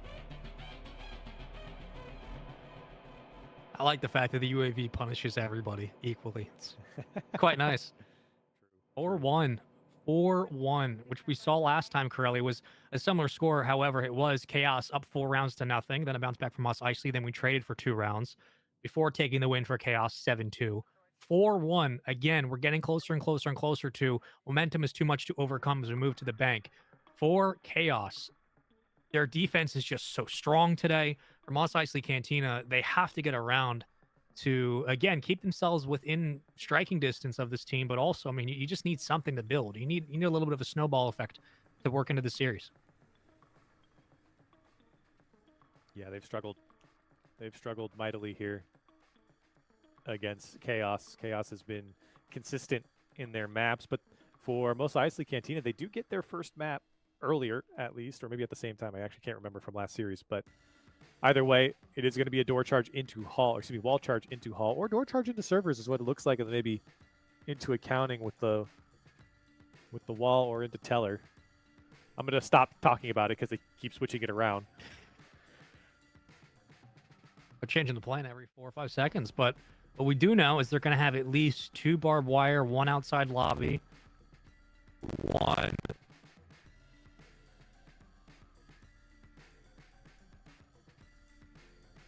north, south, east, west.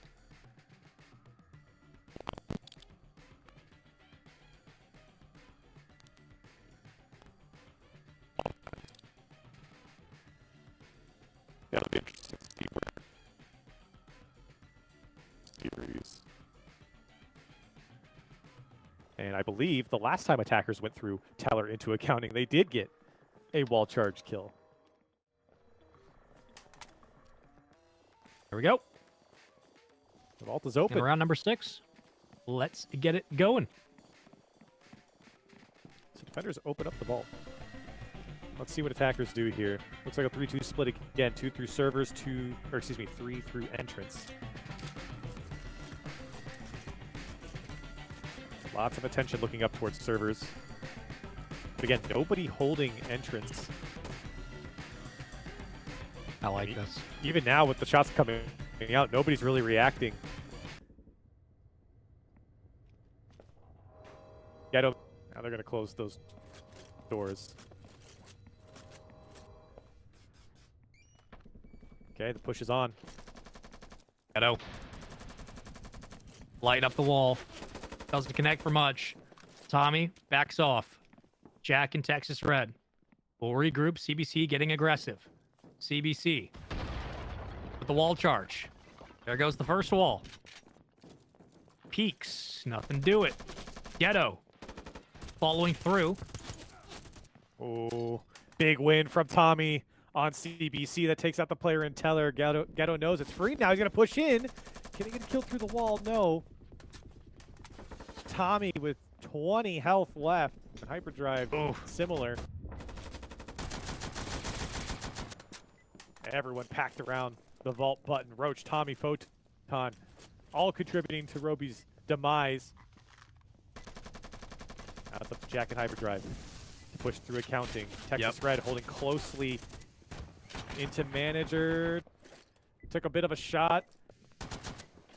He knows that Diag got away from behind him. He's chasing him back out towards lobby. Diag's there, firing off shots. He's going to go through accounting instead. Jack's taken down. Texas Red taken down. Hyperdrive, the last man remaining, gets 1. He almost pulled off a miracle last time he was here, Spaceman. With 19 HP, he's going to have to win these engagements perfectly, which is very tough to do. Just straight up cannot afford to miss a bullet. And has to get the jump on the defenders. Will crouch his way around. Doesn't have a lot of time to work with either. 25 on the clock. Round 6 on your screen. Oh, he's going to run right into Diag.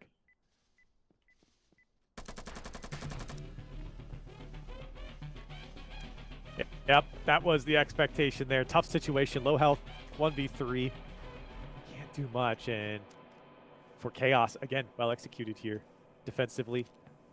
Gave up servers, gave up lobby, but in the end, forced the fights and won the fights at the choke points. It's kind of been their bread and butter, it seems like, for at least today's match.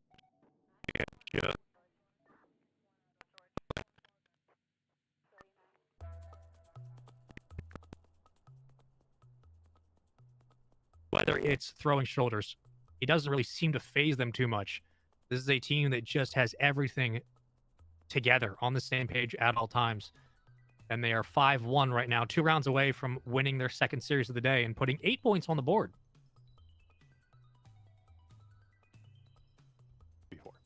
4 points. Right. Yes. 4 points. 4 points. You're right. 4 points. Unless you're doing some multiplication there, I'm not aware of. But no. Sometimes math. You're right. You're right. It's math.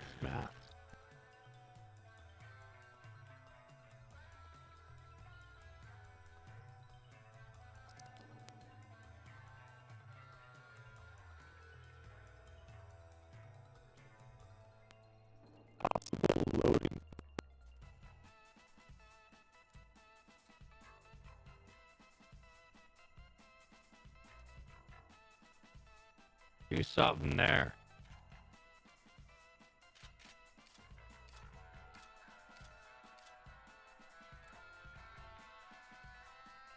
He will hit bar. Thing.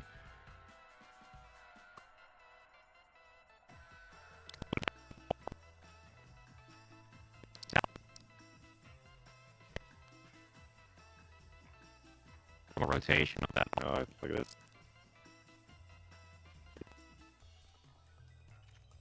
Just bypass. Yeah. Round 7, here we go. Otherwise, you're going to have to go down through office. Looks like it's going to be going through shed is the push. Going to drop the wall charge in shed. And now everyone's going to go through loading. Interesting. So I assume they're going to come through and pick it up if they win office to open up that door. They're flashing through office. Shots come out through the wall. Damage is done. Texas Red taking quite a bit of damage. Photon just trying to put down some suppressing fire through the wall. Diag's going to get one. Texas Red taken down. He was the low player. Photon again getting a piece of the hyperdrive. He's down to just 38 health. And Jack yet to push in, but everyone rotating around the bomb. Yep, all damage matters, and Photon's job is done for the initial break. Excellent work across the board defensively. So here comes CBC the going to go ahead and charge. pick up the wall charge. Yep, or the door charge, excuse me. This is going to take a little too long to formulate, though. They're going to get caught in the back, and that is an unfortunate timing of events. I think they know the play. They're still going to try and make it happen. There goes the clacker, and the door charge down. Jack pushes in, looking for players, takes down Roach. Can he take down a second one? No, Diag takes him out. And now the push is on for the defenders as I think Hyperdrive is trying to get away. And it will not happen. Diag will chase him down. 6-1 in favor of KHAOS. The defense is just too strong right now. Any kind of game plan that it seems like MOS EISLEY Cantina want to enact either late round or mid-game, they have been shut down. And credit, again, once more to KHAOS's resolve. I mean, we saw, what, Photon playing the 1v4 just through the wall and was buying enough time for all that info to get called out. You can understand that that damage is going to matter and tally up late into the round. Let's go to Kill Dome. This is a big one to win. 1 round away for KHAOS to get 4 points on the day. To win both of their matches. For MOS EISLEY Cantina, this is just a simply put, from here on out, you must win the round. It's an insta-call straight from KHAOS. Or excuse me, from MOS EISLEY Cantina into observation. Again, a good power position on this map. It's observation for a reason. You can see a lot of things. Into the bomb site, into castle. You have a great line of sight, but so did the defenders, as you can see Tommy drawing on the map there from castle. You can look straight into observation. So expect to see some long-range weapons come out here on this map, as it looks like it will be a push through observation. So anyone picking up the mop might have a field day here on the defender's side. You know, if I'm Photon, I'm still rocking the sub. I'm probably sitting either low castle side or I'm playing around this jungle cut up to bomb.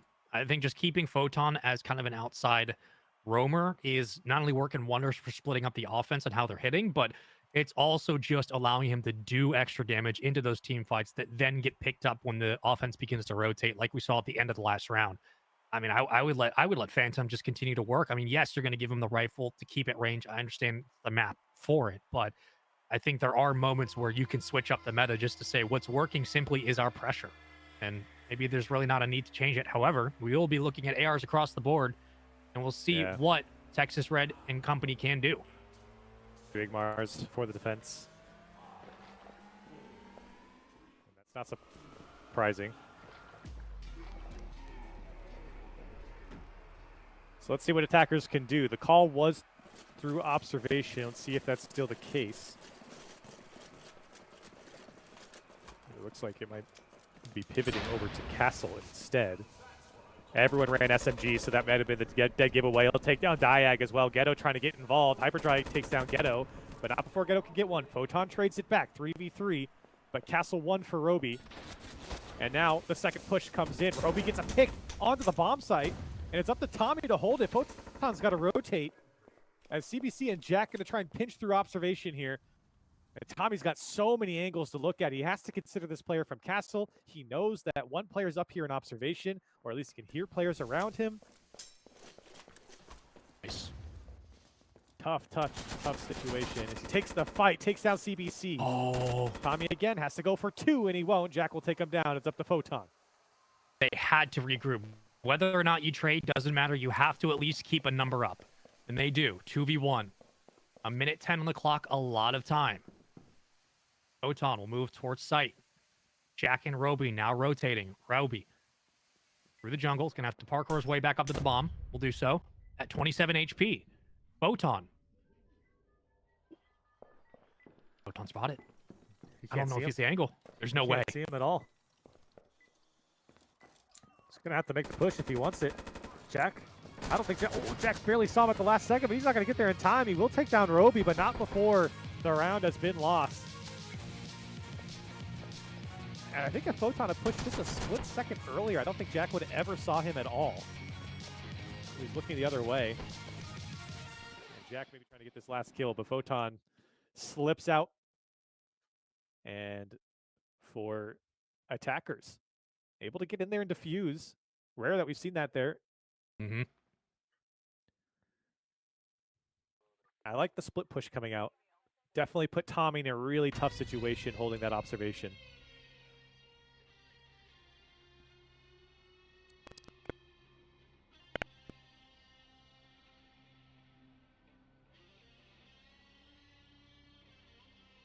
Proving grounds.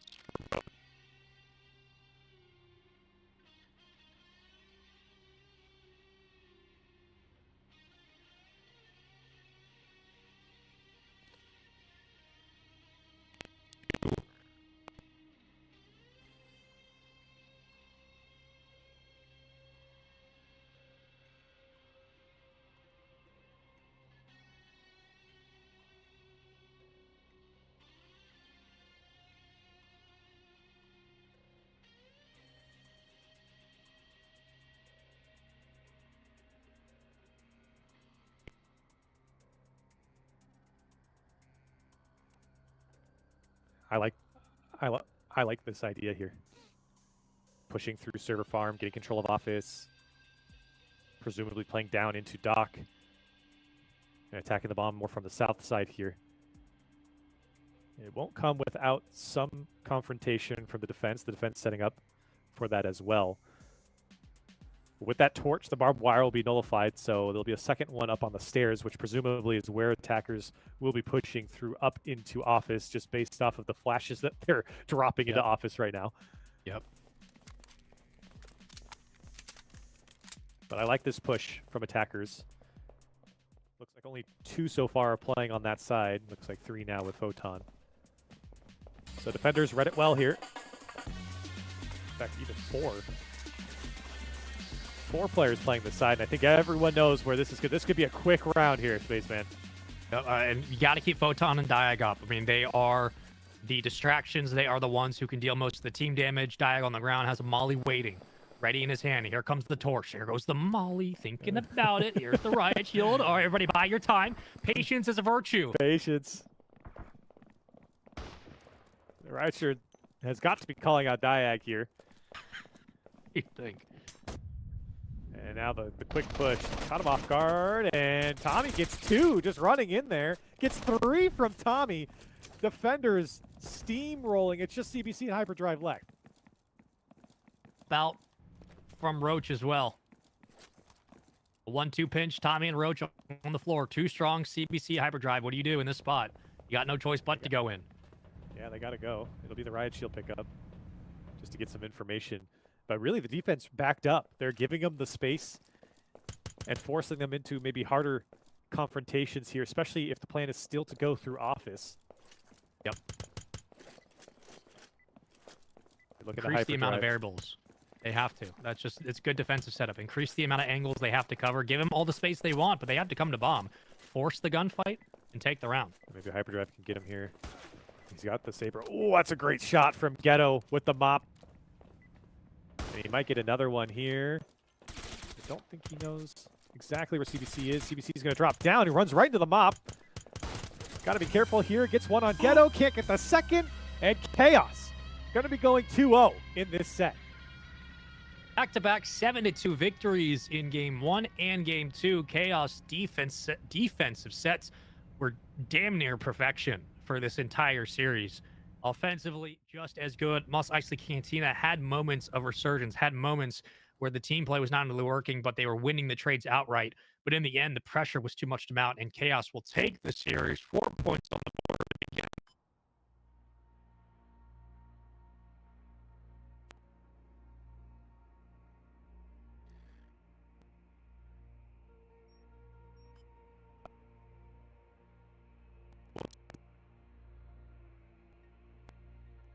Plays by some individual gun skill, as we've talked about from them, but overall, I think it was tough for them to execute against KHAOS. That's one of the big things. Well, as this season progresses and as these teams get better and better, the execution, of course, will change to week off the start defensively. KHAOS. I mean, if you can bank on these defensive wins, Corelli, I mean, you're pulling so much pressure off of defusing the bomb that you're setting yourself up for success. When we're talking 4 or 5 rounds in a row, where that's really what it was. In the first match, it was KHAOS 4-1, and then they traded back and forth to the win. Second match, it was KHAOS 4-1, making it 1, 2, 3, 4, 5, 6. Building up a cushion of just really solid defense to where at one point they're like, okay, we'll default hit on offense. We win our gunfights, we win the round, we win everything. Yeah, a lot of good clutch individual gunfights won. But again, I think KHAOS just had a better game plan on a lot of these attacks. And even though I think the last 6 rounds they played defense, felt like their attacking side, especially in that first series, was really, really, really strong and fun to watch. I love the 3-2 split coming out for them so often, and being able to put defenders in such a tough situation. You kind of saw that panic a few times from both sides of the Cantina. Yep. So both sides of the Cantina, though, great.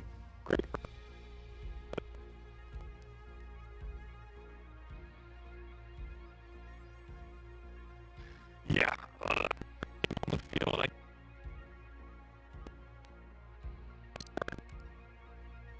of how KHAOS were playing, they were able to compete. It just came down to, it seemed at times, prep time, and if that is the case, that's more credit to KHAOS. They're one of the better teams in the preseason. Remember, that is only our first series of the day. Our next one will be Q Process versus, it's either Bunny or Benui, and I don't know yet how we're going to pronounce it, but I'm going to go with Benui because I think that just sounds fun to me. But KHAOS take it. 14 total rounds to 4. Very, very impressive start. Closing thoughts on KHAOS, Corelli. How far do we see this team going? I think they're going to be pretty strong. Pretty strong. We've yet to see everyone else here. Obviously, players play off stream as well. So, but so far, I would say they're a team to look out for.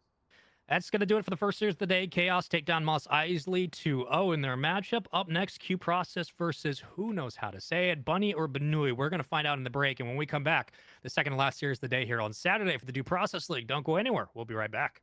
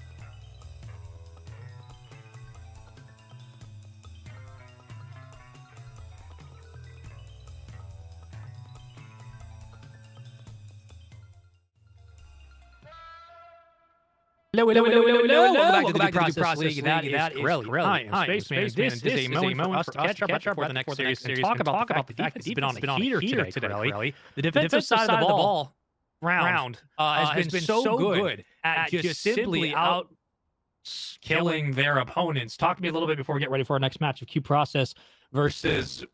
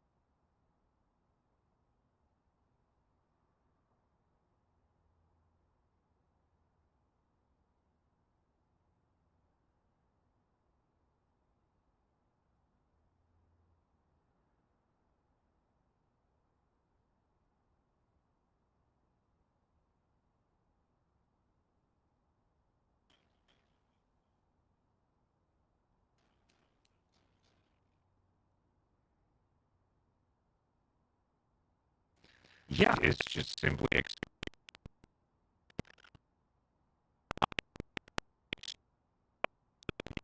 you kind of get your face better to execute across and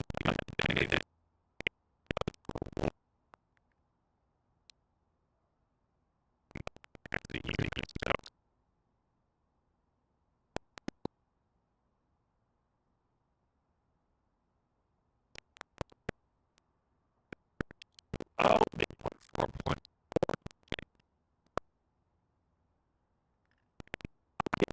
for our next match. About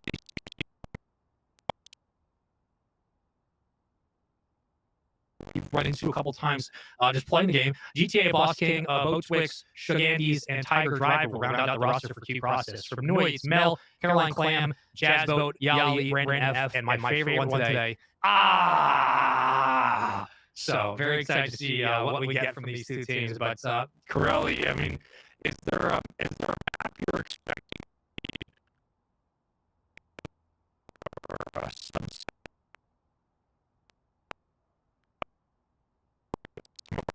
or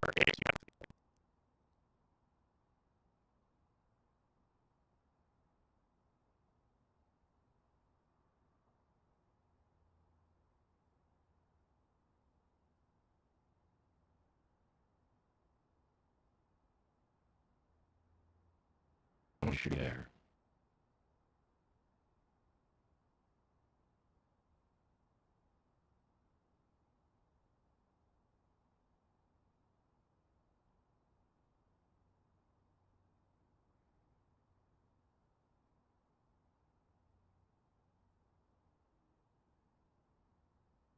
You can screw by checking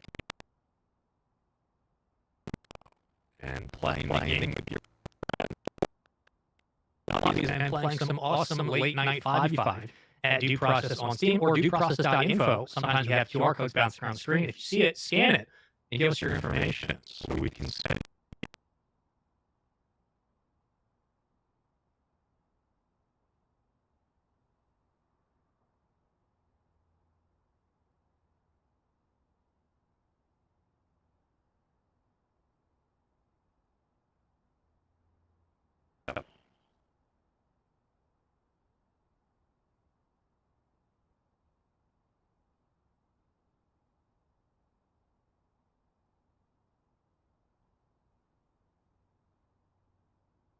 yeah.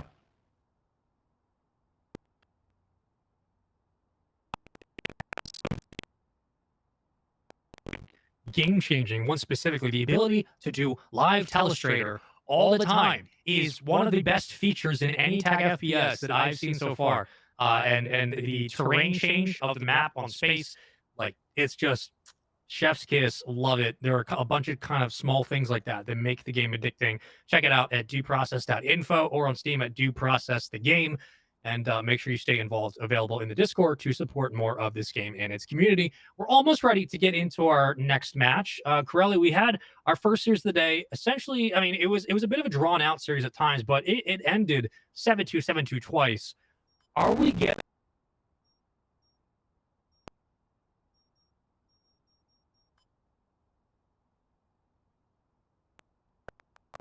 what are some of your premonitions here?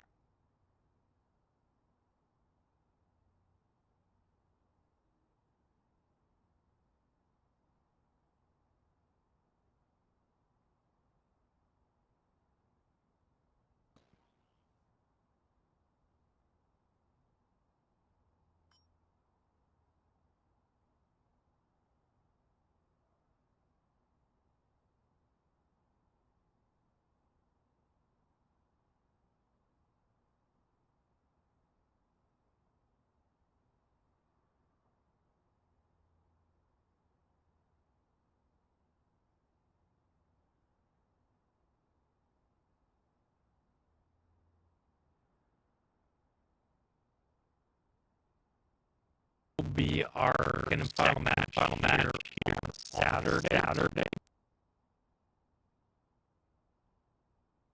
KHAOS versus Frogs? So if you're Frogs and you have any chance to watch VOD today, you should be watching exactly what KHAOS are doing because that team is scary. Really.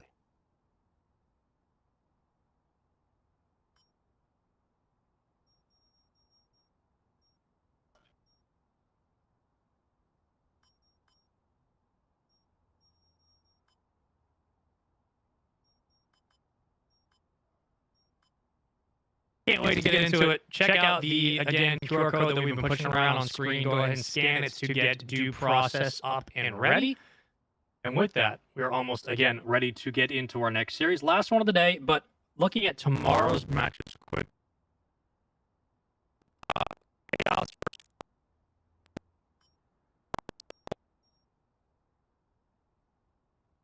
chaos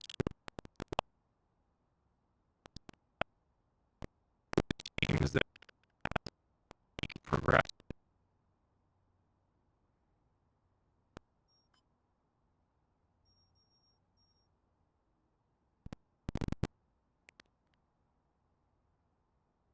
Yeah, that's right.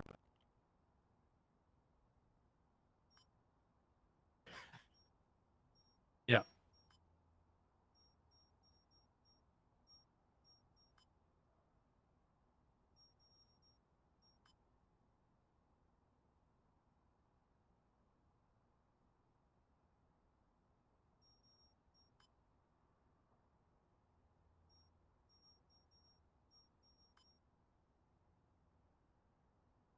Very excited for all of this to kick off. If you're, again, interested in more information about due process, we have links.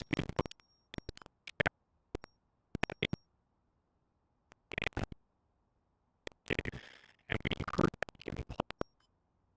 more opportunities for you to sign up and play and just get involved with leagues like this. Sometimes esports just tends to pop out of nowhere, and you can have a league couple hundred dollars, and these are the moments where you can make a name for yourself and get involved in something fun. Almost ready to get into the game. I'm told we're currently in waiting on one. So caster start the game. Don't worry, we will. Corelli, again, two matches on the docket for this series. Doesn't matter which way it goes. We play two total.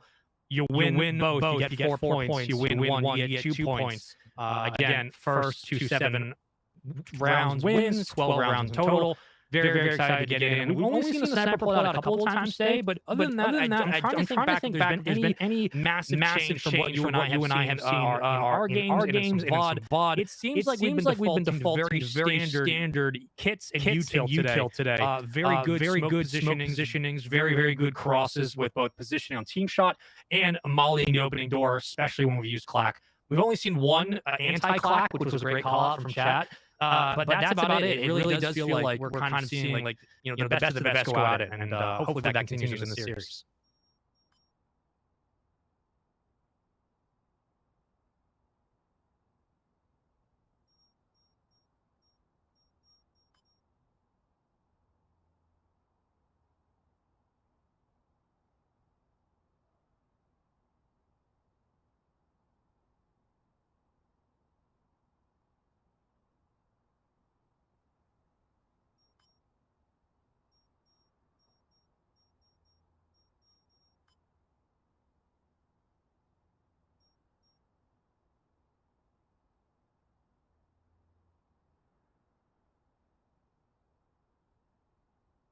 I can't wait to jump into it. Again, almost ready. If you're just joining us, welcome into the second match of the day. You missed the first one. It was KHAOS versus MOS EISLEY Cantina. KHAOS looked star-studded and excellent, man. They just ran their way through that first game. The second one was a little bit more contested, but still same result, 7-2 to end it.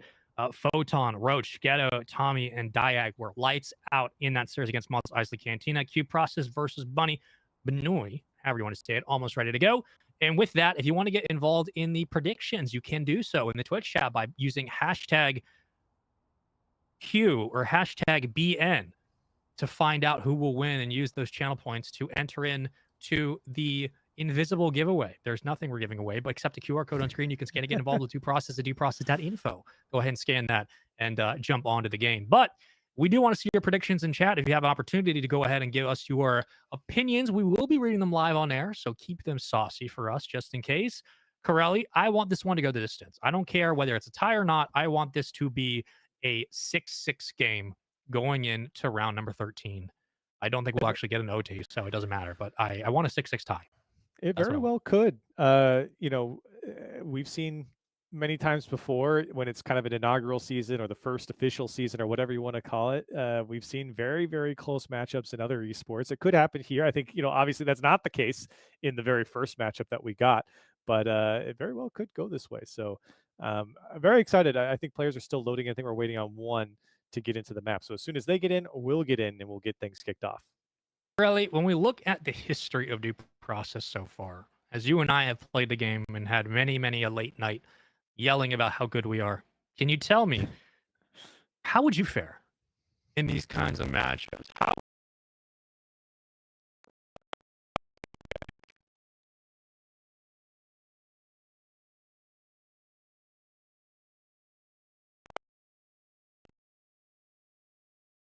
you can look at people's profiles, right? And you can see how many games they've played, how many matches they have. Like I'm just looking at certain players on the teams, and there's Barrypuss has almost 1,500 games in Due Process. That's okay, insane. and there's just a lot. There's people I saw that had 2,000 and 3,000 games.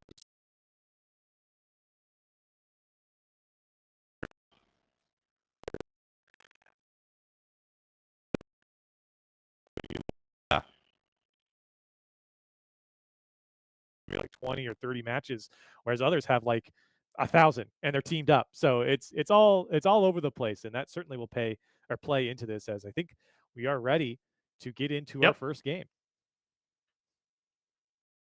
Played against a player called Wartime General, which we'll be seeing on one of our rosters later in this season of the 1K matches.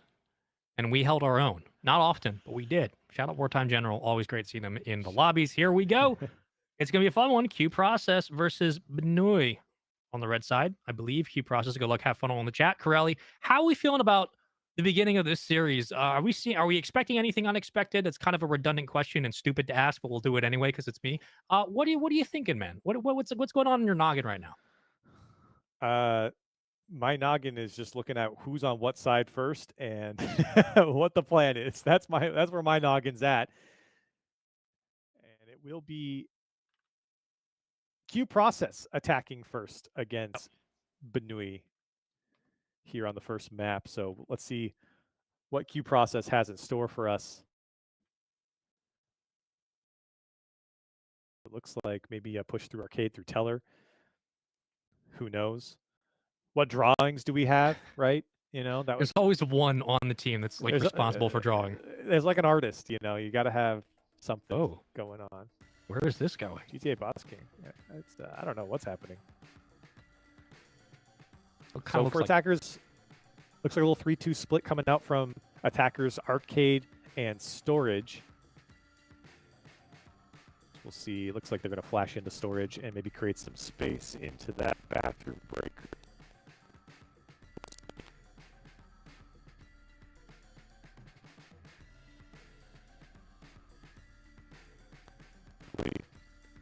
And just prevent the push through arcade into Teller. Either way, it looks like a funnel into Deli is what's going to happen for attackers, which could be dangerous depending on who's holding what on the defensive side. Flush the offense down through bathroom to the south side entrance, where again they can keep a barbed wire in place to slow. zone out Deli and hopefully allow Barry to just set up shop and take advantage of the rest. And we'll be seeing down there in the bathroom. So we'll get ourselves set up for the opening round. Here we go on the defensive end. It will be Team Benoit offensively. Q Process on the board first. Time's a ticking. 2:09 to go. And into round one. So 3-2 split coming out. I think GTA boss, a Tiger Drive. Going to wait and see what the other three can do in arcade. Shots coming out. Caroline Clam has to be careful here in Teller not to drop. You can allow them to have arcade. It's such a small part of the map. It will be Deli that'll be crucial in the control here for attackers if they can get it. They do have barbed wire south side of bathroom, and they'll pick up the first blood, make it the second. Tiger Driver will have to back off towards store side. Has rotated from bathroom low on bomb, working along with Barry. And numbers continue to stay stagnated, but not out of the stretch of a relatively easy offensive swing. So Sugandis sees 2 in storefront so far. Might see 3 now, and Arcadian's going to have to make a play. That's really tough running into there. Sugandis takes down as well. Berrypuss taking down Arcadian. Berrypuss again getting Bow Twix. And it's just up to Tiger Driver, who's dancing around in bathroom. Did win their engagement over Mel.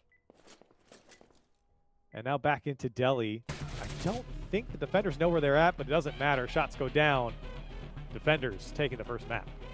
Tough one to read for sure. It looked like there was a couple of moments where out of position was the last member of Q Process. However, credit to the defense, specifically Barry and working bathroom siding, able to again keep all of that pressure, that containment over on Teller. They pick up 2. They close out with a pistol. They really shut down that back line that was going to kind of close in and pinch bomb. So already the defense kind of standing up tall in very tough moments. Opening round goes to Benoit. The folks in red. Going to round 2. Well played from the defenders as well, holding their line in storefront there. I think attackers might have been a little too split, didn't really pinch down on anyone, and I think, again, good credit to the defenders to kind of absorb that pinch a little bit more and consolidate towards storefront instead of getting pinched, especially from the Tiger Driver pinch side. So let's see what attackers have for us now. It's not too much is being drawn there. Torch on the barred window into lockers. Looks like the call. And that might be the only thing we're going to get out of the attackers as far as what's going to be drawn. So there's options here. I mean, you can torch through lockers. You can win through reception as well. But it does take, you're going around the long way if you do that. Yeah. I feel like at this point, this point is probably the wrong turn of phrase. I feel like at this early of the game, Hall could be a call if you're just saying, look, it's early. Might as well just try to see how the defense.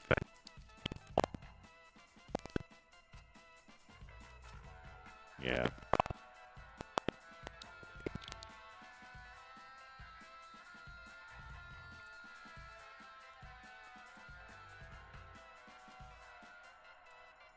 But again, you're walking into a pretty rough spot there. So I do like the call going from patio to lockers and then fighting into the bottom part of Hall towards the bomb.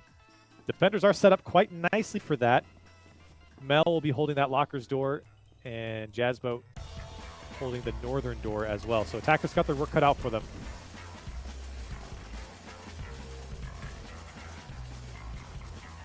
We'll see what they can put together. Checking our sights on patio. That is the call. Welcome back into round number 2. First one taken by Team Benoit. They'll break in. Arcadian leads first. And Barry's going to potentially find an open engagement through the wall. Let shots ring. Can't find the kill. Barry puts down to 50%. They get smart to fall deep back. Now Mel and Jazzboat getting in engagements, trying to find each other through the wall. Again, can shoot through just about every wall on this map. Sugandis gonna push through Hall. This is the play I was talking about before, Spaceman. Possibly pushing in Hall, pinching into construction. Shots go down. Takes down Arcadian. Tiger Driver on Mel. 4v4. Need this door open for this nade to work. Caroline Clam holding that auto shotgun, takes down Tiger Driver. Frag, not going to happen. Oh. It'll help, though. Hold that nade. Still Whoa. avoids the tag and tries to follow up on the kill. Picks it up in time perfectly. It's up to Caroline.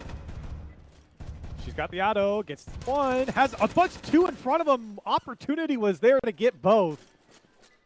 And not going to happen. And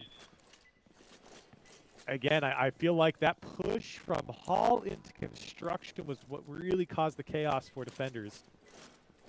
And Caroline, oh man, she was so close. Had them lined up there. Yeah. Just couldn't get the shots down without trading out the damage. She was already so hurt. Valiant effort there from defenders. But I think, again, attackers creating so much chaos really leads them to victory here. Definitely a tough one for sure. And again, the pinch that formed late into the round really did spell the difference. We'll hit the defuse. Not going to elect to pick up the auto shotgun. Don't hate it. So both teams getting a round here right off the bat. Yep. That's rare. Nobody running away from it too early, at least. And that round could have flipped around so quickly for defenders. I think that push in from construction was what really did them in. So trading blows here in the first two rounds. And Spaceman, we might have gotten what you wanted here in a much closer affair, at least through the first two rounds. Just need a little round 12. Just a little round 12 tie action. Is that too much to ask in this day and age? I don't know. You tell me. I'm going to say no as we get to factory. I'm going to say no.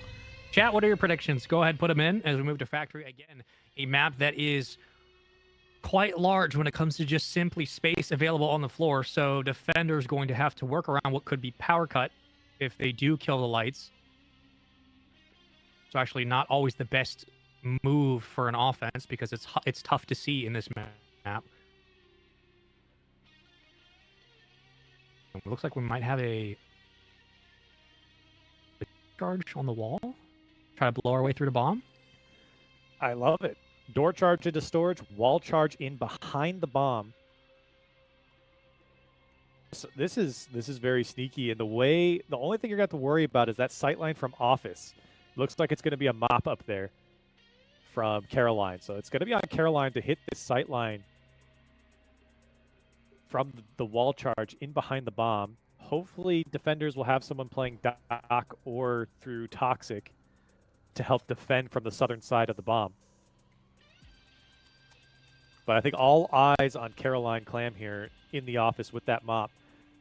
She'll probably see the wall charge that goes in behind the bomb, and it'll be up to her to at least hit a shot.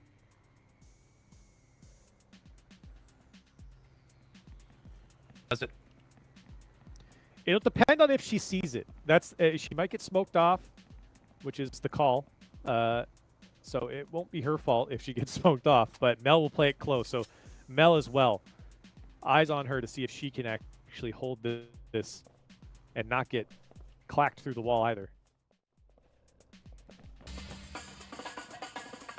Here we go. At round 3. Game 1 of our second series of the day. And it might just be a default right through the red door. Yep. And there's actually nobody watching from the storage side either, so they'll have free space all the way up until they can put the wall charge down. Can't see anything. Wall charge is down. And now Caroline gets the first opening pick. That's what she needed. Mel follows up as well. 2 most crucial kills. They do find them instantly, and now you have to pivot if you're on the other side. You got no choice. You can't go through Mel. You might be able to take the sniper if you trade. Arcadian going to lead the charge up top. Has to worry about the barbed wire. Comes a couple of flashes. It's going to slow down this push, and the wind-up stalls. Mel with another. Pushing through. Tiger Driver is going to take down Caroline, but not before Jazzbo can finish it off. Arcadian will drop as well, and just like that, perfect, I would say perfect defense coming out from defender Spaceman. I think what we pointed out is exactly how it baked out for defenders. Mel and Caroline got the picks they needed and instantly put a stuff into what the attacker's plan was. Yeah, that was quite literally just deciding off of the kills alone. The sniper pick just helps break the round open. And again, it's just having instances where Mel's picking up a kill, having instances where simply you have your AR kind of sitting on the cross waiting for that wall charge. Those are just the quick, crucial, instant round kills that can shut down an offensive push. And then you play the high ground from there with the sniper. You just play numbers. Like, this was very clean, very effective across the board, Corelli. And yeah, you're absolutely right. Like, in terms of like perfect defense, that's as textbook as you could want. Yep. I think so. You had the mop in the right spot. Got the kill as well. Mel there to follow up as around the corner. So for the defense, very, very strong. So we'll see if switching sides here, if Benu is going on their attacking side.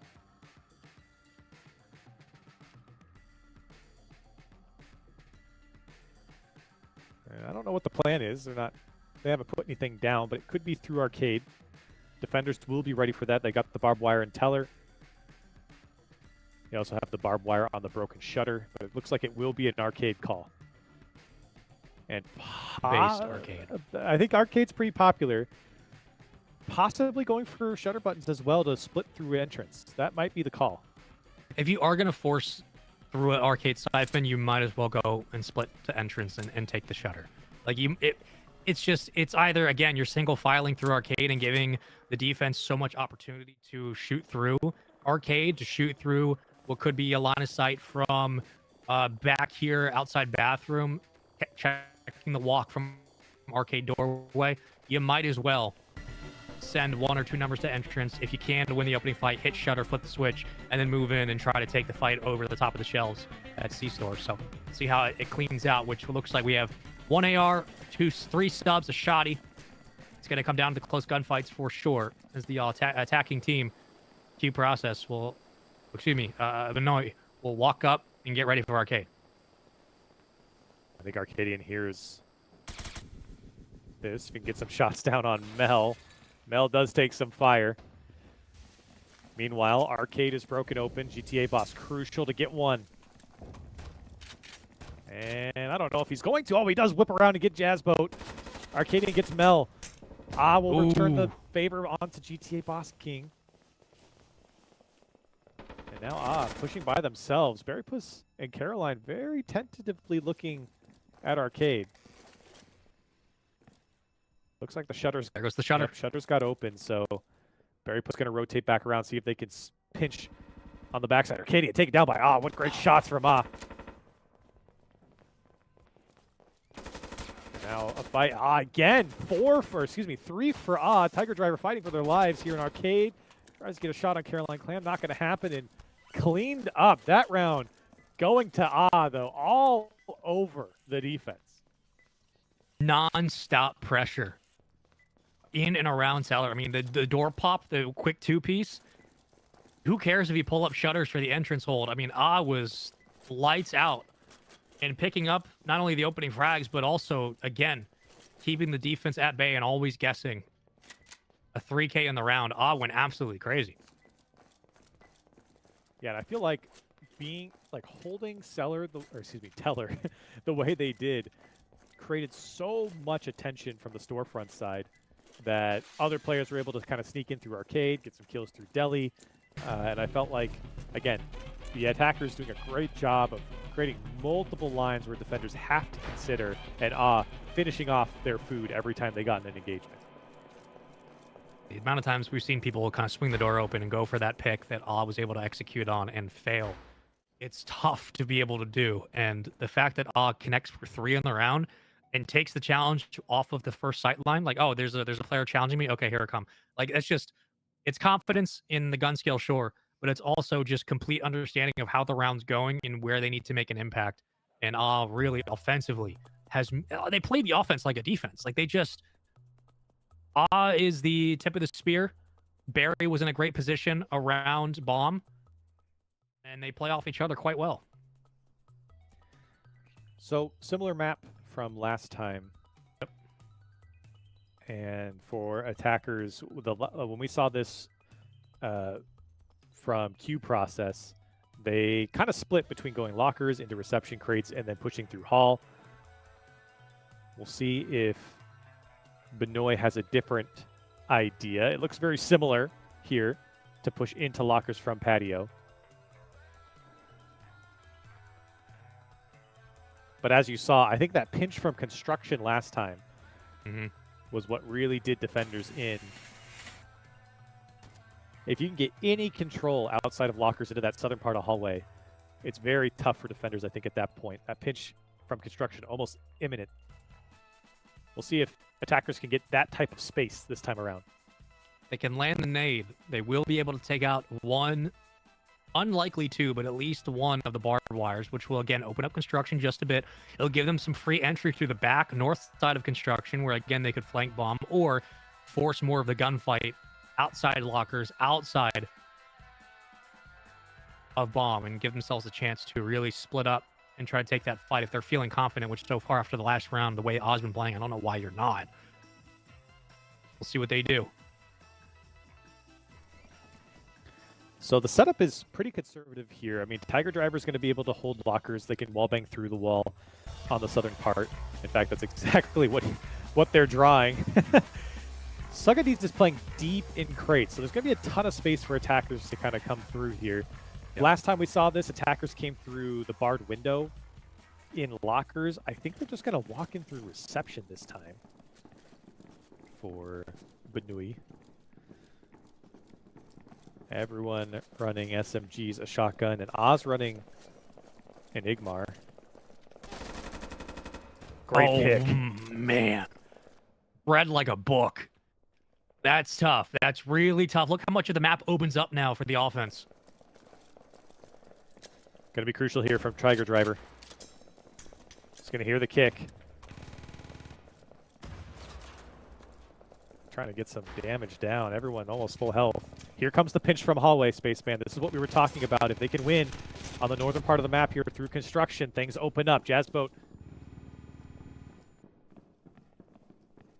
trying to push through. Scared. Oh, great cross shot through the wall as well. Amazing work out of the defense. Trying to find the second. Gets tagged down to 60 HP. Has to reload. Arcady on the opposite end. Off screen. Still sitting at low health. Can't clean up the kill. Bo Twix takes down and the second. Arcadian comes up big in crunch time, and Caroline will get cleaned up as well. Arcadian and Bo are going absolutely crazy right now in construction. Yeah, it's just happening a little too slow for attackers. Uh-oh, Mel might get wallbang through, and she does take some damage. Berry Puss returns fire, and Tiger Driver will take them both down. In fact, the GTA Boss King got involved as well. You get kind of stuck in that hallway, Spaceman. There's just not much you can do if you're not getting the picks. And that's what I was saying earlier. It just felt like it kind of came together a little too slow. Nobody could get into construction. Yep. From really either the southern or western side of it, and because of that, you just get stuck in that hallway.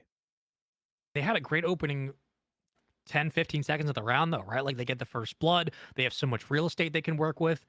It seems like at that point, again, you either bottleneck yourself in the hallway or you force the fight construction. You don't know how many numbers there are there. So granted, it's a coin flip whether or not, you know, you're sending everybody you have. But yeah, like bunching yourself up in hallway is almost a guaranteed extra tag from the defense, or you're going to be low when you're taking a team fight simply because they can shoot you through the wall. Again, hindsight's 20/20, but Corelli, in that instance, it did feel like they needed to just commit either through construction or some other place to make a move, because the longer you take, the more time you give for the defense to set up. And the longer you take, I think the confidence raises for defense as well, right? You're holding it back. Time becomes kind of an extra player for you. And eventually it gets to the point where attackers are forced to do something or save, right? Yep. And that's usually not what you want as attackers. So we are going to see a similar push from attackers as we saw from Q Process earlier. Now Benoit's going to do a similar thing, go through red door on storage, and then through wall charge past the bomb. Now last time we saw this, Spaceman, it was Caroline and Mel who came up big, sitting behind the storage crate. on bomb, and then through office with the mop. Let's see if Q Process has a similar setup, and can they execute in a similar fashion? So it all comes down to at the end of the day is just execution, straightforward. No beating around the bush with this one. How you feeling about this map in general? I love the long lines of sight. It does feel much more, without saying the name, it feels much more counter to my strike, if you catch my drift. It definitely has good sight lines and a good mix of both close engagements and then longer range engagements. You know, you look up towards kind of server farm and the servers much more closer into office and toxic close engagements, whereas you have long engagements from office down towards bomb and into storage and across from dock as well. So a good mix of everything that you would want. Looks like a lot of ARs coming out. No.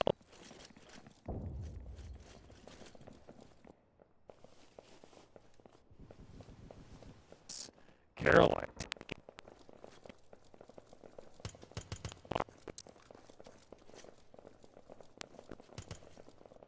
I think Tiger Driver was waiting for a wall charge, which would have been met immediately by Molly, but instead it's Arcadian who again finds first blood, like you mentioned, Corelli. Here comes the wall charge. Molly should follow. It will. Now blinded. Tiger Driver has no idea what's going on. I mean, he's looking at loose leaf right now and tries to reposition back into the fight. Tiger Driver got one and maybe two. Arcadian gets their second. Takes down Arcadian. It's 1v3. Cannot do it. Very low health. Only 40 to work with.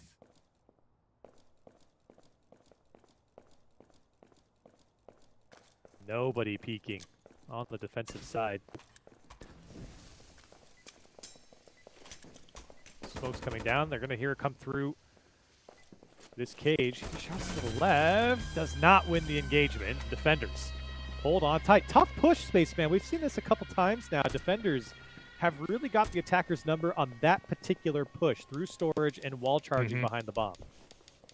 And like you said, even though the molly didn't land or whether or not the execution defensively was late, again, the opening kills coming through from Arcadian forced that wall charge maybe to happen a little preemptively. They're like, we got no other choice. We don't really have an angle up top in office. We have to take the fight down low. And what do we also recognize at the end of the round is that Q Process pick up a clacker. So they've immediately taken away.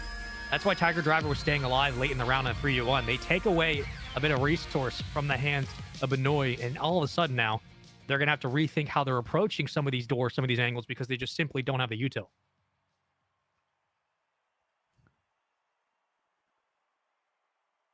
So now let's see how we approach Dome. Interesting map as well. You were talking about the previous map. Lots of long sidelines on this one in particular, and a lot of little, I guess, elevated spaces, right? You've got one towards bomb. You have one towards the breaker. Castle you can see out. You're on the second story in Castle. You're actually quite low on beach up until you get to the top of it. So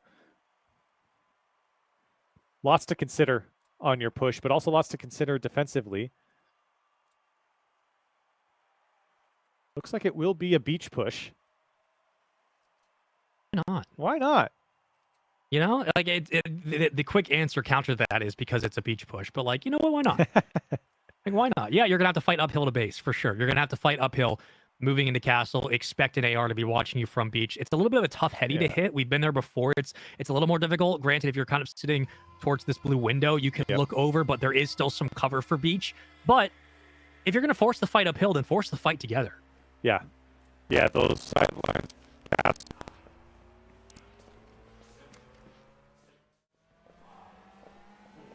The red door there, it's very, very tough to push through beach. You got to get something going for you, I believe.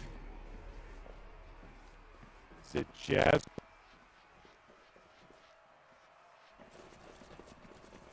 Let's see if Jazzboat can put on a show for us through beach. Opening smoke.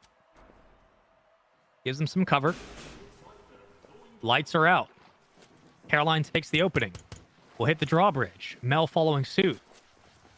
The women have entered the beach. It's Normandy. How do they deal with it now? Sub in hand, AP25. Only one around is Tiger Driver. Shots from Arcadian crossing the lane, but will not connect. Jazz is just holding that castle window. Tiger Driver has yet to peek or anything. They have just sat in castle. Now Arcadian speaking from the window. Tough to see. Berrypuss going to push right under that castle window.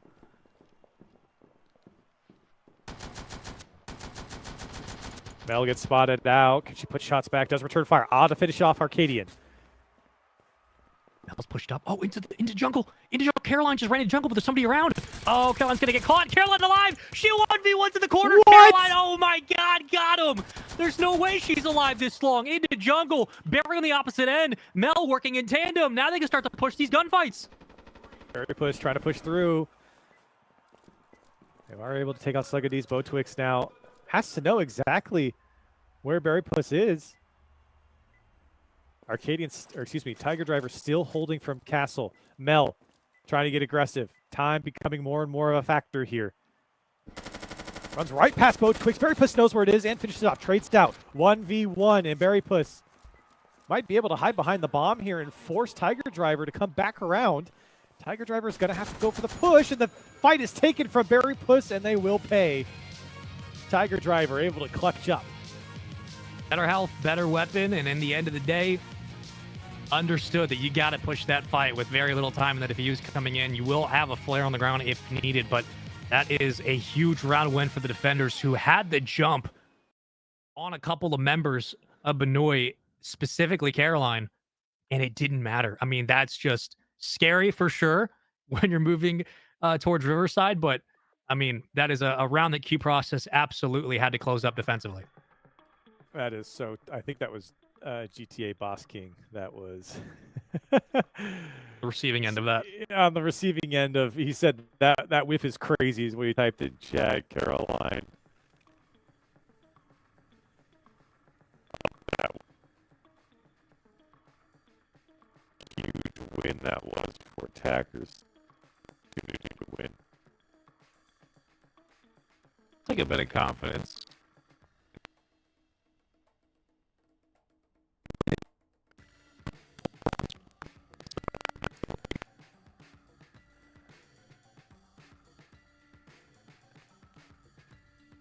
Yeah.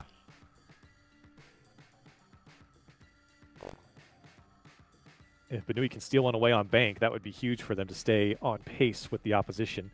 It will be an entrance push, and I believe the defenders are certainly ready for it.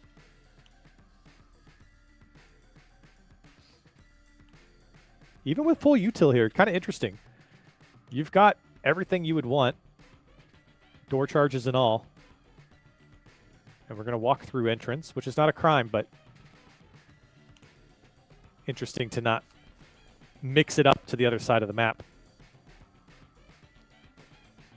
It looks like they're going to rush in 3 SMGs and a shotgun as well. Like a frag grenade to possibly take care of any barbed wire at the entrance. We haven't seen a lot of default entrance hits today. We've seen a couple like 3-2 spread, a little bit of like a later mid-round push, but not a lot of just straight up 5-5, let's hit through entrance, split our numbers once we get inside, because security can be so difficult to deal with. I wonder what we're going to get here. I think they're just going to run it down into entrance. They had to watch out. Bathroom being held by Sungadis. He's got the tub 12 in there. Tiger Driver and Sungadis kind of holding up in a kill box. If the attackers can win through Teller, they're in a much better spot. Arcadian laying down some fire. Very flush. Gets Arcadian out. Here comes the push. Yeah, but you have eyes again in security. Gonna take a 1-on-1 from Barry. Barry's gonna try to go in. Barry trying to get in. Hits the crossbody. There it is. Hipfire is great. Cleans up the first. Now gunfight the opposite end into the bathroom. It's gonna be 2-2 on the trade. One will fall. Jazzboat picks up Tiger Driver. On your screen. Working inside. Carefully turns it. Burns. Beautiful shots. Last 2 alive on Q Process. Berrypuss running around on the bomb. Has the opportunity to start the defuse, but wants to bait out BoTwix. Going to push it and will take down BoTwix. It's up to Arcadian. And will be denied instantly from Berrypuss. Well executed from the attackers. That shotgun is so unfair, man. There are a couple of times where you're lining up a shot with a shotgun. I'm like, oh, they're getting, they're getting traded for sure. Nope. Every time. Barry is there to clean it up. And again, like, that 180 kill, it doesn't necessarily spell the round, but it does allow Berrypuss to stay aggressive with the shotty. And, a 1v3 on site, it's going to be pretty easy pickings all day, every day when you have this kind of shot. By the way, I just read the chat. Someone said that what Caroline did to GTA Boss King in the dark there in the water was a clam jam. I kind of like that. Can we start using that, or is that clam jam? I'm fine with that. Sounds a little wild, but I'm fine with it. We've got the anti-clock and the clam jam so far today.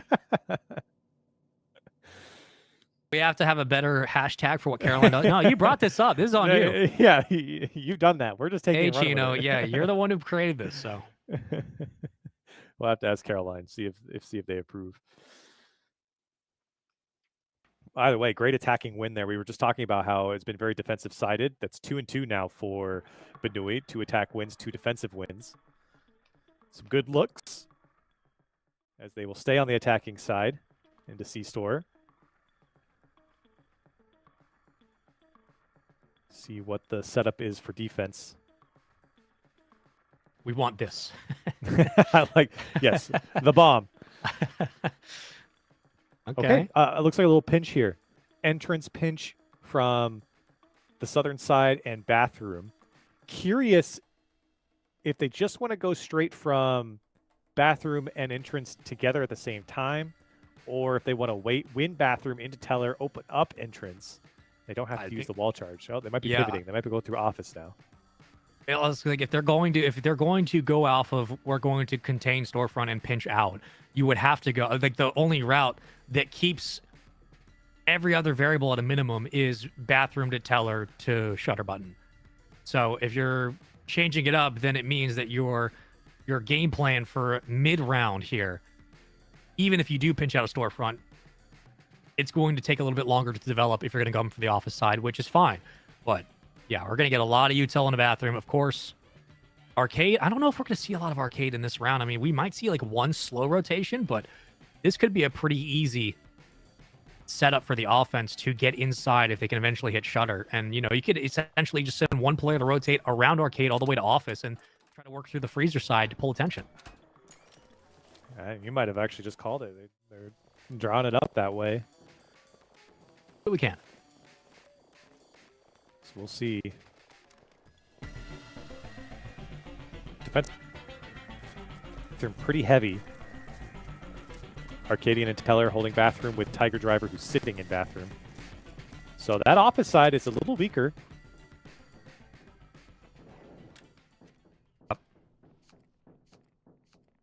Here comes the wall charge and entrance. They're going to do it immediately. Flashes out onto the bomb, onto the site. BoTwix gets hit by it. BoTwix does get Caroline through the smoke, or through the flash, excuse me. 3 sitting at entrance. Mel coming through office. Here comes the pinch from the attackers. It's in a great spot, though. Arcadian could shut down so much of this push and play spoiler. Picked up one on the entry. Arcadian checking the numbers, sees one, got to pop the door to make it happen. Oh. Trades are happening on the outside. Arcadian going to go for the play, picks up the kill, wastes in the process. 1:16 on the clock. Shots continue to ring out. Sagandis gets picked up on the opposite end, and Barry now in a 1v1 against Arcadian. Barry what an angle.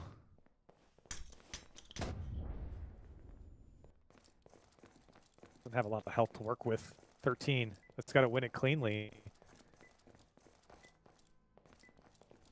We'll ring around the rosy here. Plenty of time. Oh, no. Oh, and Berrypuss will actually get Arcadian in the end, but Arcadian on the push will take him down first. Almost got him from Berrypuss. Almost another clutch coming out from Berrypuss, who seems to be the last player alive in so many of these situations. He just couldn't figure it out in time.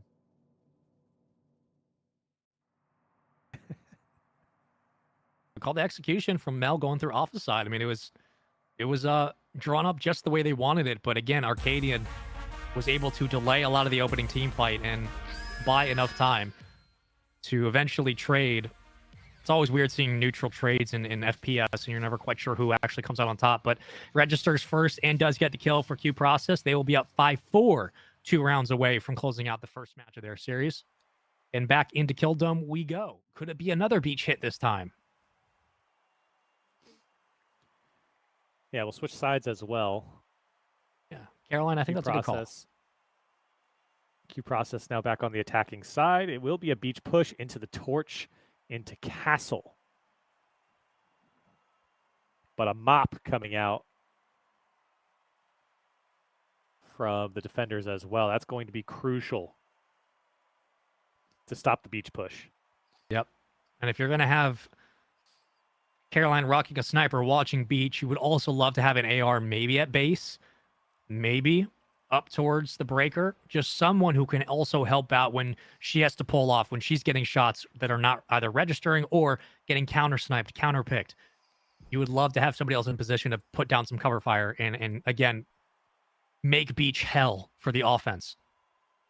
It will be Mel on the mop. We saw Caroline do some great work earlier with the mop on Factory. It's Mel's turn to step up. She will have the sight line into beach.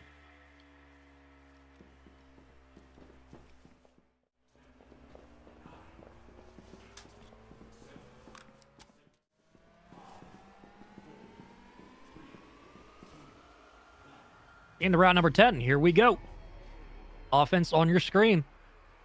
The boys in blue leading the charge underneath. Arcadian working behind.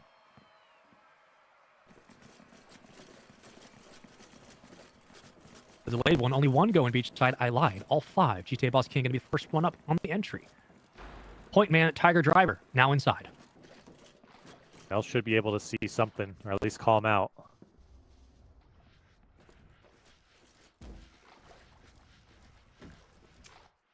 They are pushing into beach.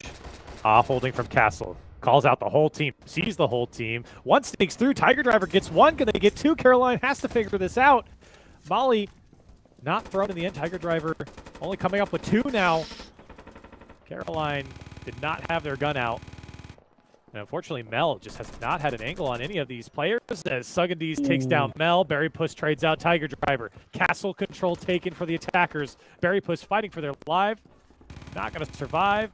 Jazzboat trying to get a pick here in Castle. Not going to happen either. And 4 up still for the attackers. Only losing 1 in that push. Maybe the most impressive offensive round we've seen so far in this series. I mean, just flawless execution all the way around from Tiger Driver. Finds the initial, finds the second, pulls Jazzboat down through pit, forces out of position the sniper that no longer can really take the play. You keep all 4 members up. You save so much of your util. You're holding on to... Yeah, you're holding on to a sniper, holding on to a molly, you're holding on to a torch. Hell of a round. Sugandese is going to want the mop or not, I don't know. But I guess not. But yeah, tough. Mel just couldn't make an impact with the mop there on beach. And Castle was lost so quickly. Tiger Driver definitely being the driver, walking in to Castle, winning those gunfights, getting 2 through Castle is really what opened things up for them. Once you got Castle control, everything falls into place. GTA Boss King feeling a little bit dissatisfied with their performance today. Been there. Still plenty of time to bring the round back. Round 10 has just concluded. And we come down to the final stretch here of our first series. 1 more round to go for Q Process. On the other side, if you are Benoit, you're fighting for a tie here. You're fighting for that 1-point margin. We'll see what they're able to draw up defensively. Should feel a little more confident going into this round. But it looks like, again, another opportunity to hit through entrance, force the fight security, allow Tiger Driver to go up what he did before into manager, take that fight, and if you can, play down the numbers and whittle away this defense.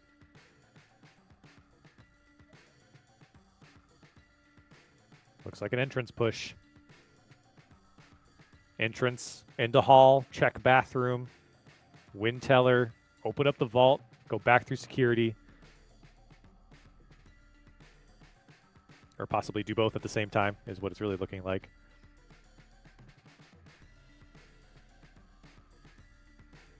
I like the plan. A lot of just entrance today. Yeah. Running it down, even though they've got util to go other places. It's tough. I mean, walking into hall, the red door in hall is tough. I think the accounting red door is deceivingly hard to win against an organized team. So I could see how entrance is the most appealing, even with all the util that attackers have at the moment. Again, just limiting the options for you to be countered is sometimes just the name of the game.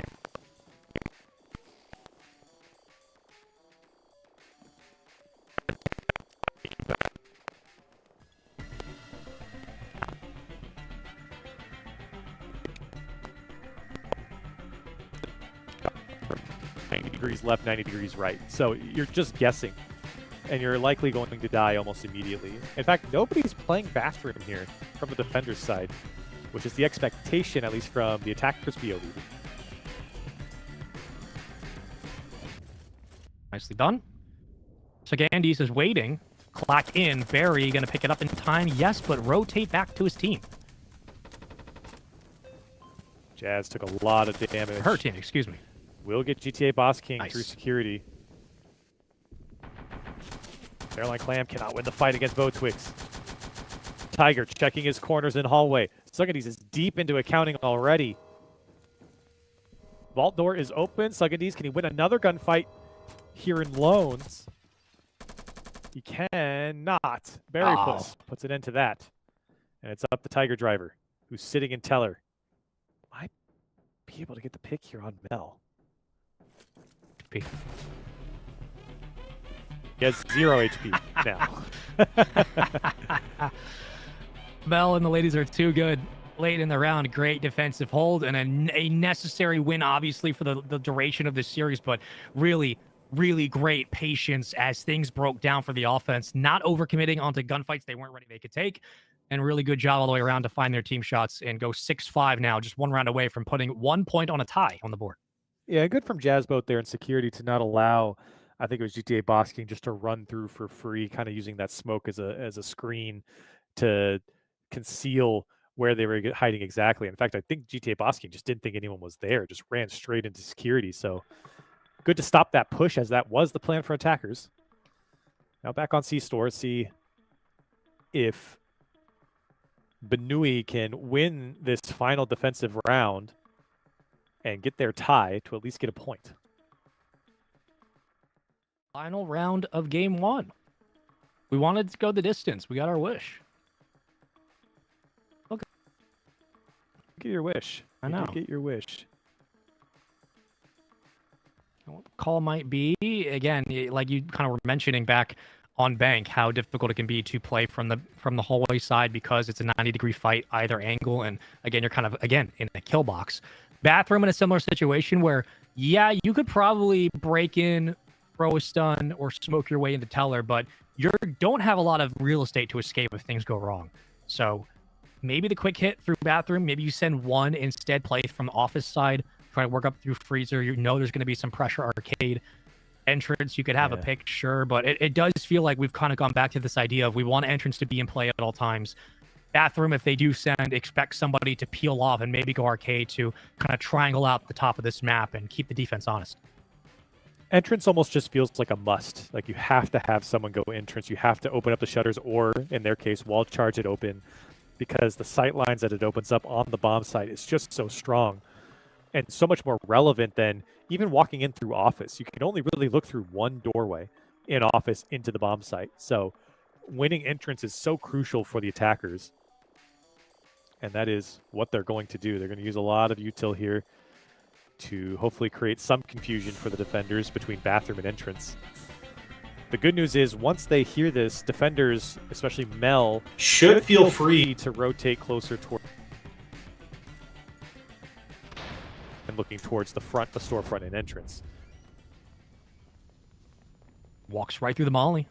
Half the HP gone, shotgun in hand. Barry Puss might be able to make a move here. Play spoiler through the bathroom. There's some info. Arcadian finds first blood. With that Saber, too. That's a huge pick. That bottom side of Storefront, in fact, nobody is in Storefront except for Caroline Clam, who's sitting way deep. Trades trying to work the barbed wire, does just in time. GTA Boss King will go ahead and hit shutter, and now lets the rest of the team in. This is a great position for attackers. They can start the defuse already. Caroline coming around the corner, going to take down Slugandese.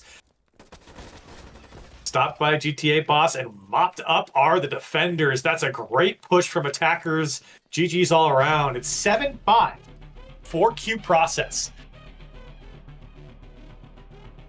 Entrance was right. It just seems to be entrance all day, every day. Once the shadows are open, I mean, there's so much opportunity to work at the bottom of the map, and Corelli called it perfectly. Entrance is the call. They get it. They capitalize. They execute the game plan. 7-5 will be the end in a perfect 12 rounds all the way for both teams, but it will be Q Process who take it by a margin of 2, and will take the opening series 1-0. So, to begin, Corelli, I mean, this was about as close of a series as you and I could have wanted, and it did feel like we were going to be going the distance about 3-4 games in. It was back and forth between Q Process and Benoit, and the defenses not only played pretty selfless and great execution in their rounds, but the offenses did not give up stuff for free. They did not just throw out dumb kills or chase down opportunities they shouldn't have taken. Both teams, offensively and defensively, really seemed poised when things would break down. Yeah, I feel like big moments were missed, especially on that dome defensive hold from Benoit. Mel not getting involved with the mop really hurt them, I felt like. And then that push through Castle, huge push from attackers on the side of Q Process, and they were able to kind of open up space. Tiger Driver definitely being the big force behind that. That was a big turning point, I think, in this series. But you're right, we got what we asked for, Spaceman. That was a close series. That was certainly a close series. One can only hope that it goes to another 12 full rounds. That'd be great to see Q Process take the opening game 7-5 against Benoit, but Benoit are not down by any stretch. They have one more series to go. We'll see if they can put some points on the board with that one. When we come back from our break, we continue on with the Due Process League. Don't go anywhere.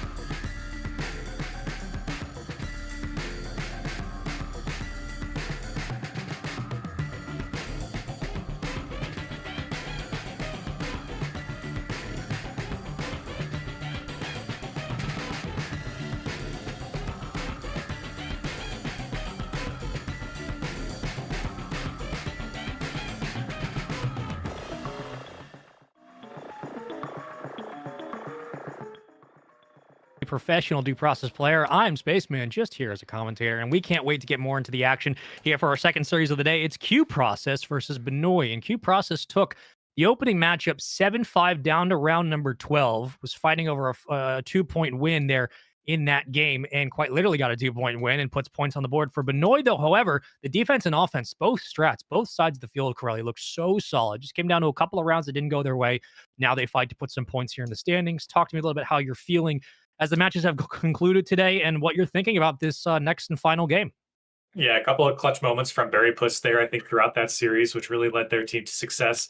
Felt like Caroline and Mel had some huge impact plays on Factory, which led to some of their success.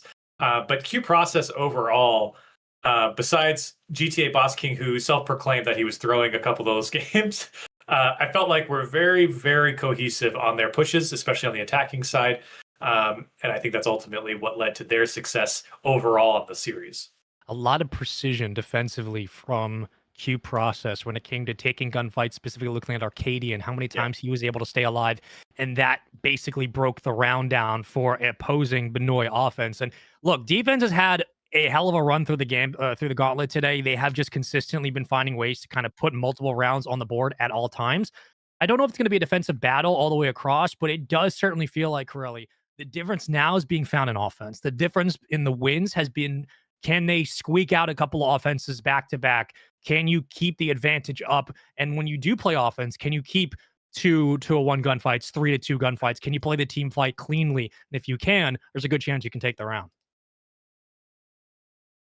I feel like Tiger Driver also was just a huge, to your point, was just huge in just pushing, right? Just pushed in and got those picks. So I think that was a huge driving force for them. Because I got kicked out of the game. I'll come back. Get together. We got a match to watch. I know. I'm lost. We got a game to cast. If you're just joining us, welcome into the final match of the day here on Saturday. We've got two more tomorrow. We watched earlier MOS EISLEY Cantina versus KHAOS, and KHAOS looked disgusting. Let's be honest. 7-2 winning game one, 7-2 winning game two. Now Q Process versus Benoit. That one goes to 12 rounds. Q Process takes it 7-5. We get into our final series of the day. 12 rounds on the board. You can tie if you go 6-6. You get a point if you go 6-6. If you win, you get 2 points. Q Process trying to put 4 on the docket. But for Benoit, a chance to bounce back, and it really does feel like this is anybody's series, Corelli. Oh, absolutely. I mean, that was a very tight last series. So honestly, and in most cases, it's coming down to who's winning their attacking sides, right? That's the biggest thing. If you can steal away a couple attacking wins, then you're in great shape, as many of these wins are coming off the back of just racking up the defensive sides. So we'll see what the attack is here for Benoit. See if they can put something together on C-Store. Looks like defenders weary of that office push, but no indication of where attackers are going to go quite yet. Almost have to expect the default entrance push. How many times have we seen it now? Whether or not Shutter gets pulled or not, Corelli, you would be expecting maybe 1 or 2 players to circle through. Maybe it's Mel who straggles in late. Maybe Caroline who works with an AR, but got to think that entrance will be a call to some extent as they ping a couple of different choke points in office to expect either somebody watching a heady or a chance to potentially nade out and maybe get a chance for a 1v2, 2v1. Yeah, the attackers got all of the corners of office pinged here, knowing that players could be there. This is a tough one, I feel like, to actually push through. There's so much in your way, and then also the 2 doors between teller and bathroom just create tough sight lines for attackers to win, especially as they walk through barbed wire. So obviously winning office is going to be very strong for them as they get free reign into bathroom. They're very well protected to defuse the bomb if they want to start that as well, but very tough, I think, to actually get in here. And I think GTA Boss King going to be playing it close with his Gruber. There we go. Okay. Waiting on the last player. Yeah, I was going to say, you don't want to overstack office because if things go wrong, you've kind of lost the round, but definitely need to keep someone in a position to help follow up on trades. GTA Boss King surely hears that. Clacker in hand for Jazzboat. Mel will work behind. Here comes the smoke. Oh, and barbed wired after that explosion on the door so that he didn't lose that barbed wire. Little bit of damage coming out from the attacker's side. That barbed wire is going to prove to be a little difficult. They do have a frag grenade to deal with it. So I believe Caroline will have to use it here, and they will. So a couple of util brought out from the attackers due to defense's smart play. Mel will get the opening pick onto Sugandis. And little do they know that bathroom only has one other player, Arcadian, holding it from Freezer. Attackers have to choose wisely here. They're going to go through Keller, and it's a huge kill box here. Tiger Driver. It's one pick. Can he get two? He does get two. They're just buying time. I mean, he gets them through the window, the little slot behind the teller. Perfectly played. Caroline, 76 HP. A lot of time to work with here. 50 seconds is a lot. Your teammates are up. How do they reapproach? On the wide end, it's Botwix who's currently rotating through Freezer.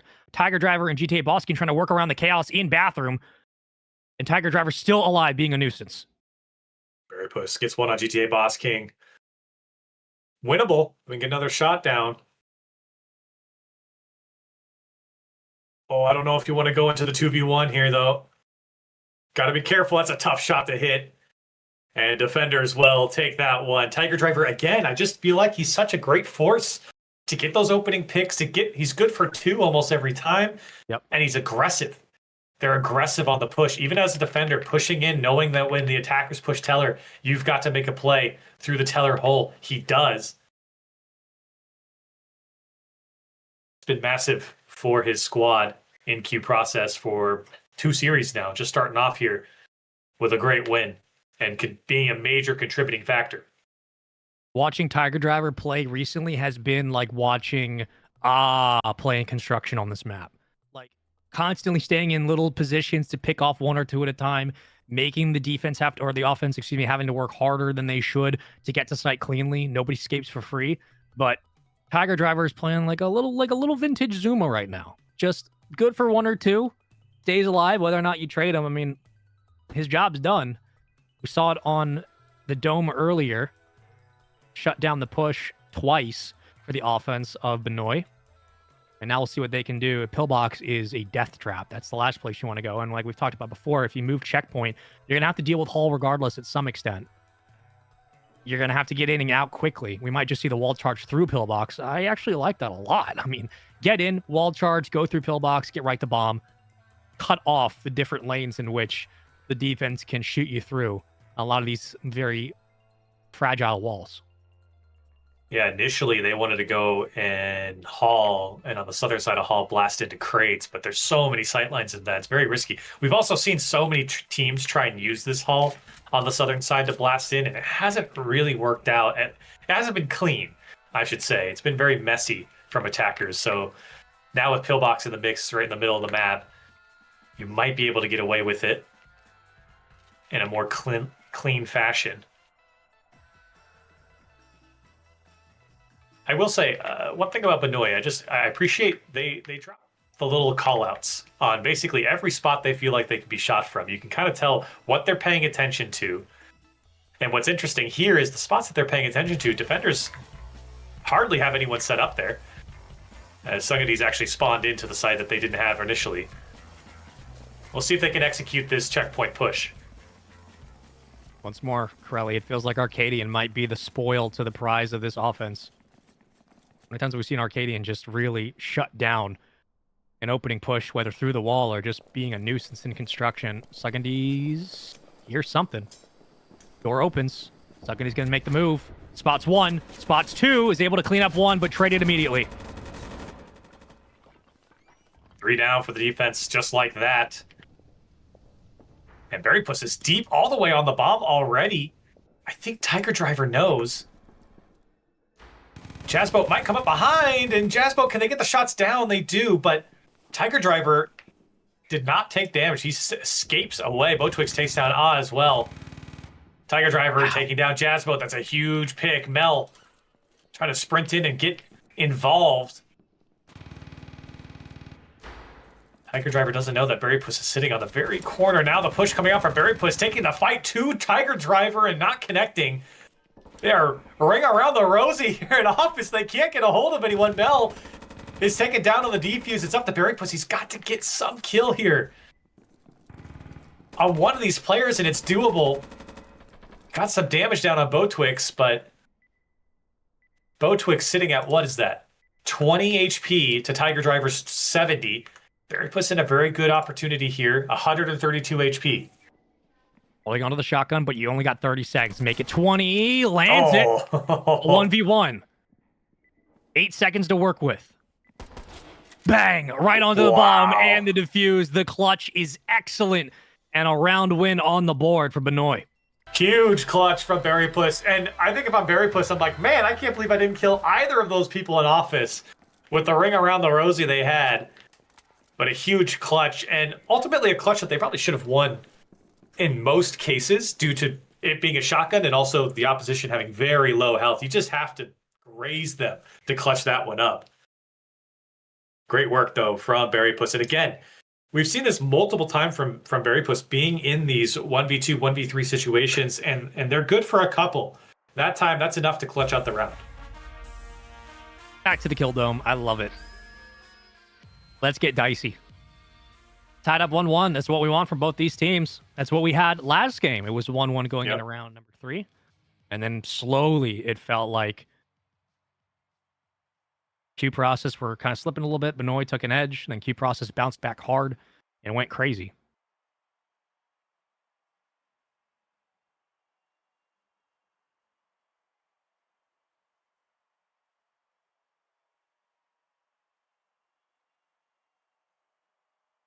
Okay. Yeah, it looks like a pinch here. I was kind of waiting to see. Long route. You're going to come up through jungle. And then maybe send a couple players towards beach as well. Haven't seen too many pit pushes. In fact, we haven't seen any pit pushes. And it's really tough to get through pit, I think. Especially because you have to assume you're bringing some util there to deal with the barbed wire, and those angles just don't allow for you to sit on barbed wire that long to torch it, so it takes a frag grenade, and it's just like there's a lot that you have to do to get through pit. So we don't see too many pit pushes, but the jungle pushes are certainly a different story, and it will be a jungle push into observation is what it looks like, or at least to clear out observation. The defense reading this one nicely. I don't know if it's still going to be a split.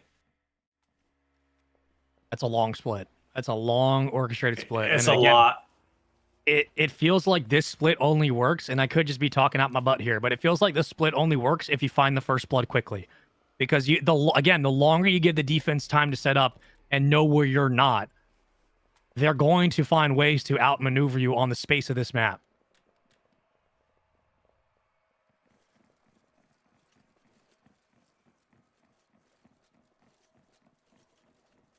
Tiger Driver should get some, and will get some information here. They can see him come through that jungle red door, and they will blast it. Tiger Driver wanted to take the fight to him for just a second. Botwix gets a pick on Berrypuss.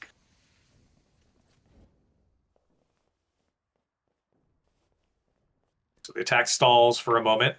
Smokes go out. And here comes the flashbang push. It's out. Hit your teammates.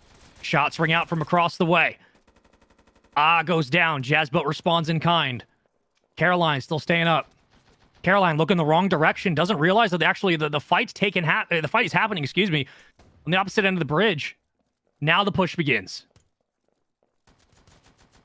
Ooh. Good trade. Jazz able to trade out Caroline for that 1v2 situation. Tiger Driver has a shotgun. So that could give Jazzboat the advantage as Tiger Driver's just sitting on the bomb. Jazzboat trying to get some information here. Doesn't know, though, that both players are just sitting, holding a crossfire on the bomb. This is pretty difficult to do. 85 HP and a shotgun in the hands of Tiger Driver. I mean, if you try to bull rush bomb, you're going to get caught. Here goes the move. Might actually make it work. Makes it work for one, but not for two. And Tiger Driver coming up clutch. I like the idea, though, from Jazzboat, picking up the auto shotgun and then just rushing it. They knew that at least one was going to be there. And at least to get the pick, but couldn't finish out the round. unloading on the main door just for good measure. And again, that's where the benefit of having a player who can play through the clutch really does pay dividends there. The defense coming down to a 1v1, but Tiger Driver does the job, and with it, takes the round a little bit chaotic after the initial smoke into barbed wire. Tiger Driver does his job, puts the barbed wire down, gets out of dodge, stays alive late round. But it still felt like Q Process were able to kind of work through the chokehold. They just couldn't clean up the kills on the other side of the bridge. And once that kind of gunfight dissolved into panic, it did feel like, excuse me for Benoit, it did feel like Q Process understood the assignment of just play time, pull back, get the auto shotty, close out the round.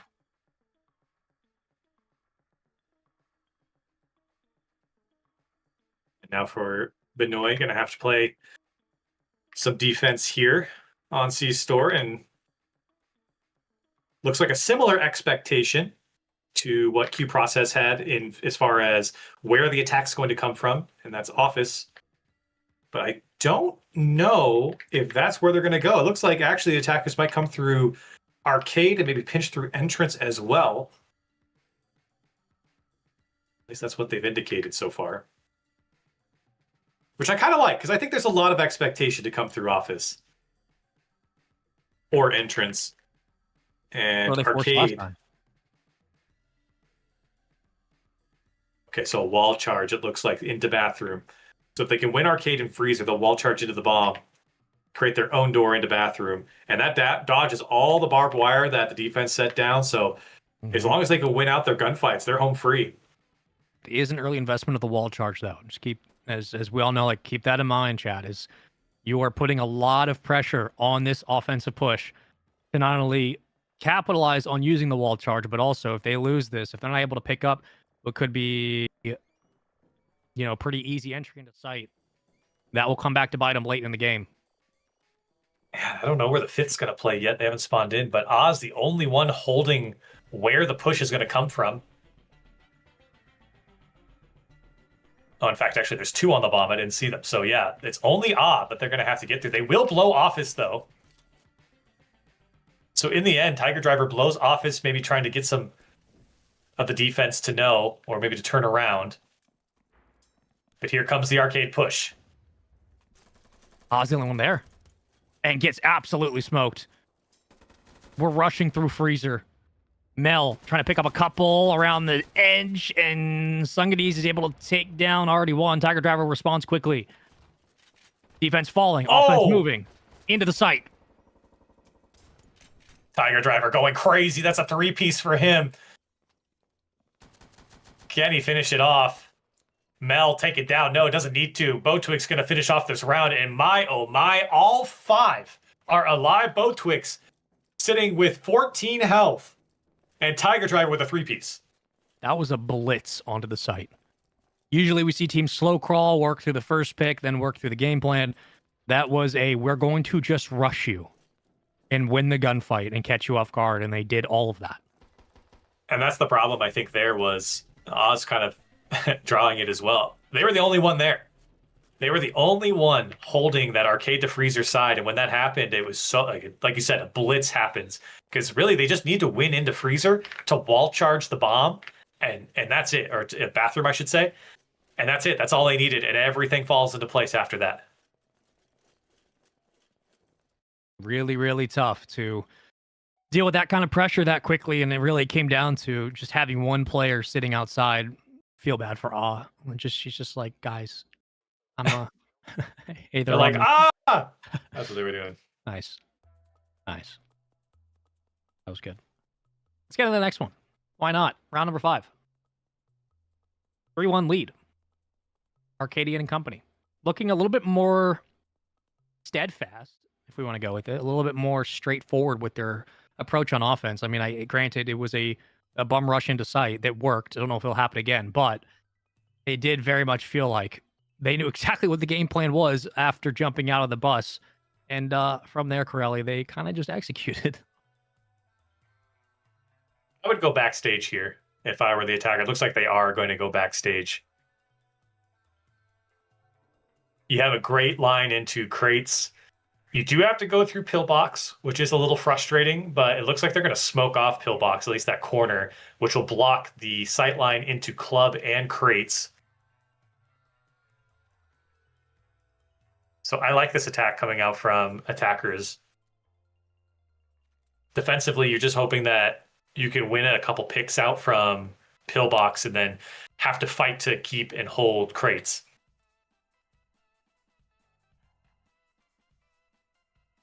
Thinking about Office again, still a notice of a call a couple of times from Bo Twix. 10 seconds till the round begins. We got, is that Caroline rocking an LMG with 2 barbed wire? Am I reading that correctly? Yes. Excuse me, it would be the auto shotty. My apologies, but 2 barbed wire nonetheless. All right. Well, that smoke's really going to help when you're shotgun sitting Pillbox. I mean, it's the best place, I think, to put the shotgun. It's where you can, dispense the most amount of damage on either side of the map, whether they do come checkpoint or backstage. Lots of players actually sitting on the checkpoint side. So I think the rotation going to come out. Caroline immediately throwing down the barbed wire on the far side, but it's smoked out on Pillbox. This is the execution the attackers wanted. Waiting on the auto shotty. First blood goes in the way of Q process.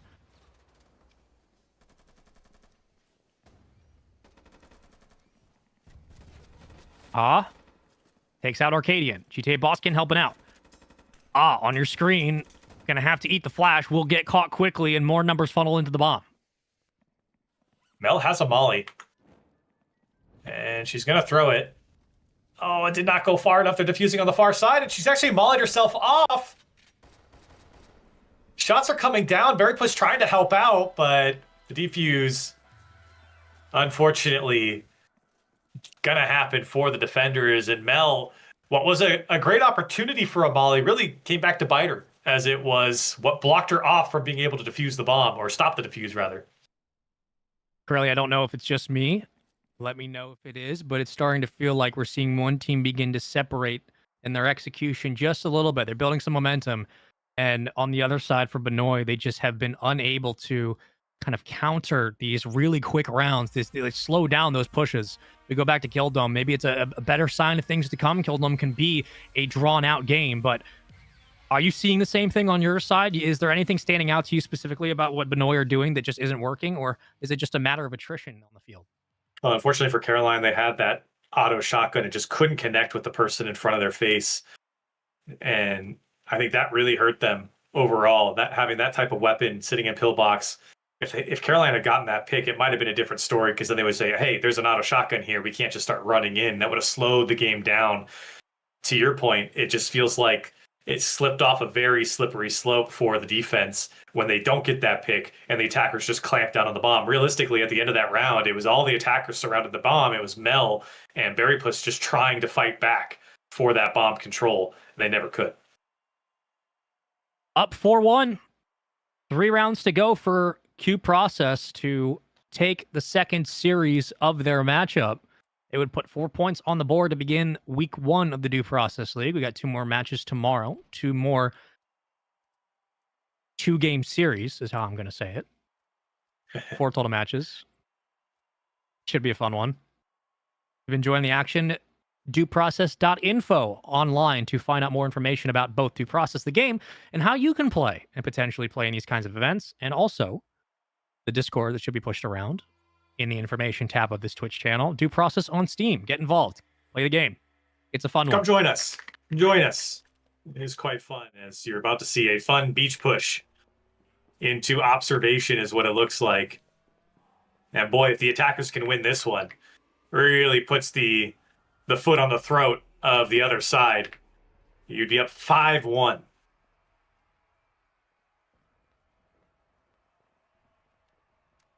Definitely the largest disparity we've seen in this series so far. There goes Tiger Driver. Up through Normandy again, many times like we've seen. It's a beach call. Caroline sees everybody. Everybody. Every single member. Mollies themselves. That's not good. Don't do that.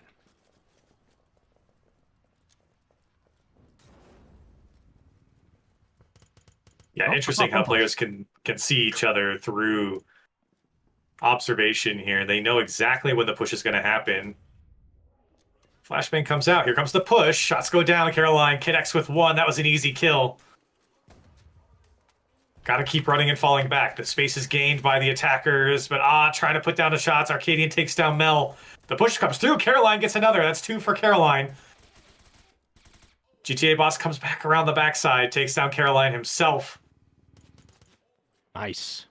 Has to be careful. The push is through. Takes down GTA Boss. The defuse is out. Might have a sight line here. If they can push over to Jungle's side, they will, but they won't able to finish it off. And attackers go up 5-1. I love the push to jungle. I really do. It's really your only way to kind of get to site cleanly, but the audio cue gives it away. The immediate hop-off bomb, the turn, the blank stare of, we got it. 5-1 now. Arcadian was taking a couple of fights on the opposite end and really made things difficult. This team was spotted out early in the round from moving from beachside, worked through the molly. You saw the pullback from Mel and company. But Corelli, this was, again, an instance where a 2-team tags up on the bomb, takes sight, quickly realizes they can just stick the defuse and force the challenge. And from there, I mean, again, another clinical, clean round. Just a really straightforward, no BS, playing the game outright. This was just another simple round from Q Process, now 2 away from the win. Yeah, it's got to be a little frustrating here on the side of Benui, and for Q Process, great execution once again. It looks like they're going to go straight through storage here on Factory with that torch, which is interesting. You have a couple places you have to keep in mind. The stairway on Toxic, the stairway going into the bomb site, and then the middle doorway in Toxic as well. It looks like they're actually going to go through the middle of Toxic. So lots to fight through for attackers. This is an ambitious push. Haven't seen Toxic as a call, at least the first call on this map, too often today. So this should be a bit of a change. It's a heavy one. It's a late one, but you got really nothing to lose. Your cushion is 4 rounds. You can call whatever you want at this point. Yeah, 4 rounds. You start off now with full util again. So even with that, you had a lot of options. I don't love the server push, so I don't blame them for writing that one off. Doc has a red door on it. I mean, there's an opportunity for Doc. I think you would have to rely on some of more long-range weapons to take Doc, but maybe storage is the best choice, and we'll find out.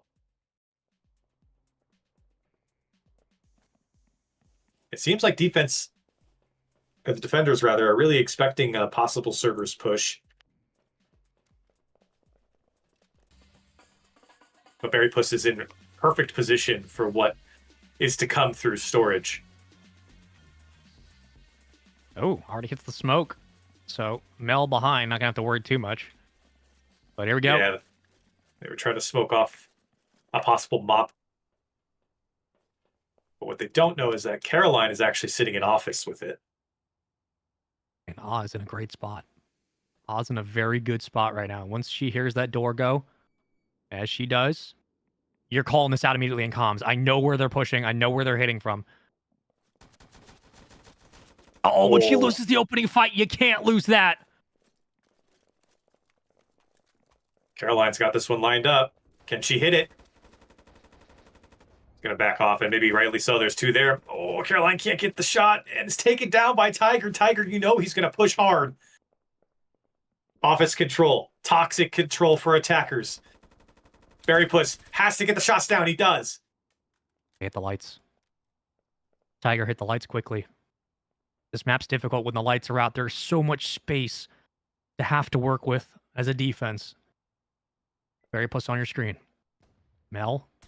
Working. Barry can't line up the shots. Down to 40 HP. Rachel's around the corner. Careful as ever. Oh, Tiger. Reloads.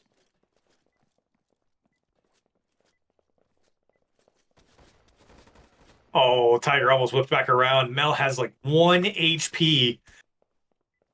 Cleaned up. It's up to Barry Puss. and cannot get the job done. Botwix taking down Barry Puss, and Attackers winning this one, putting up Q Process 6-1. Wow. And they just hit a switch. I don't know what kind of switch they flipped.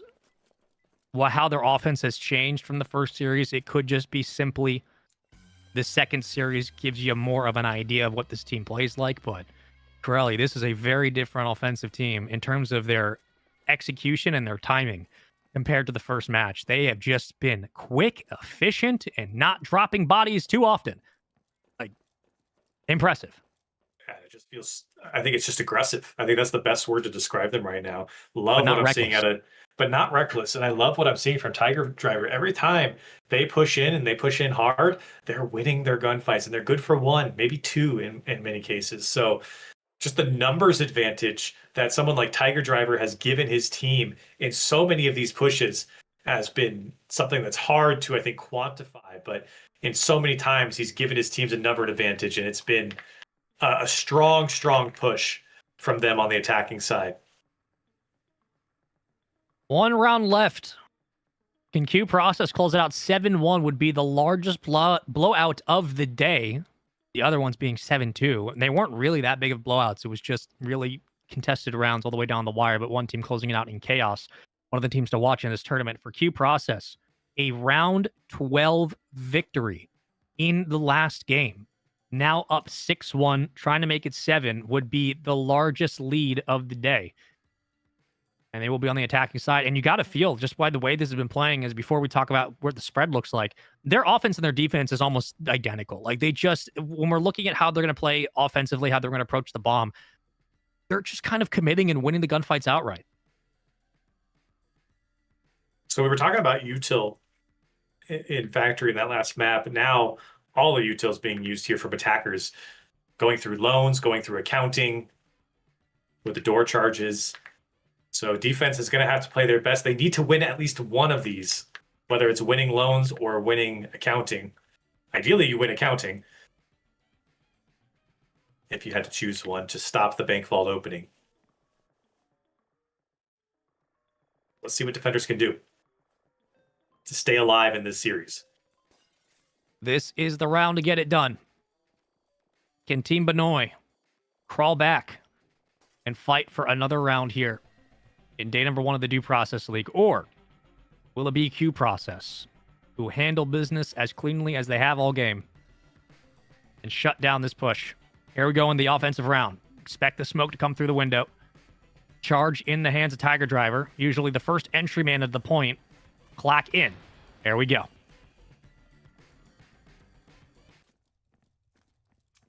So it's interesting. Arcadian went all the way with that charge, now coming all the way back with the clacker. Full control of accounting. Barry Puss trying to put some shots down. Running for their life now. Trying to hold security. GTA Boss taken down by Mel. Great shots from Mel to at least push that back, but the vault doors are open. Jazzboat going to go down. Barry Puss has to hold their line. Amazing. Big kill on Arcadian. Caroline gave up the angle, but they do molly anyway, and they cut off security, so you're basically forced through a lobby fight. Barry Puss on your screen, 40 HP. One door slams open. A rotation inside volley. Security. A cutoff from Teller. Barry Puss and Sugadis working around each other. Oh, Barry got the vault doors. So now Attackers got to go back. Oh, man, it's a trap. And Barry Puss is tucked. Can they win this fight? No, they can't. Tiger Driver comes out on top, and vault doors being opened again. This has to be the push. You still have a minute left on the clock. Comes down to this for the game.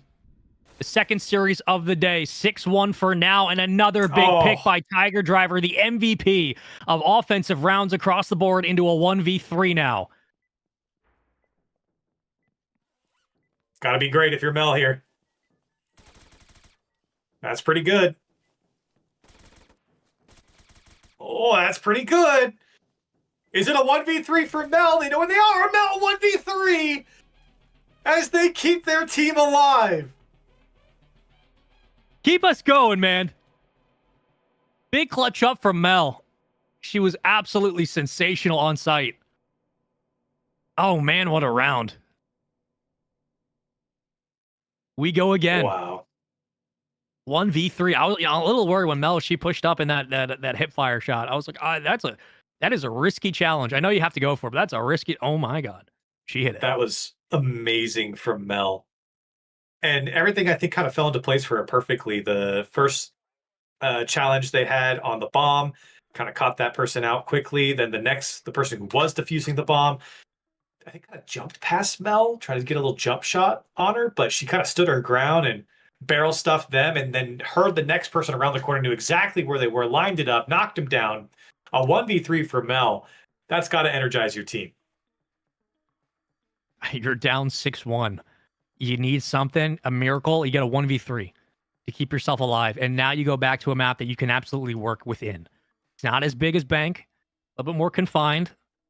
They've done this many, many times. We know how good and Mel can be here. We know how good on ISO fights Barry Puss has been. Jazzboat, when it comes to kind of supporting that anchor rotation, has been everywhere in the front of storefront towards Teller's side and been in the back line. So this is going to be a fight that Benoit can absolutely win. They just got to take it one round at a time after that 1v3. So this is kind of an interesting, actually, very interesting push. They're going to have one player go through Teller, one player go through entrance, and then 3 rush through storage. So kind of an interesting split, triple split push in a way. Ambitious. Very ambitious. I like it. I like ambition. 10 seconds to the round. Still, match point here for Q Process. 1st to 7, 12 total rounds regardless.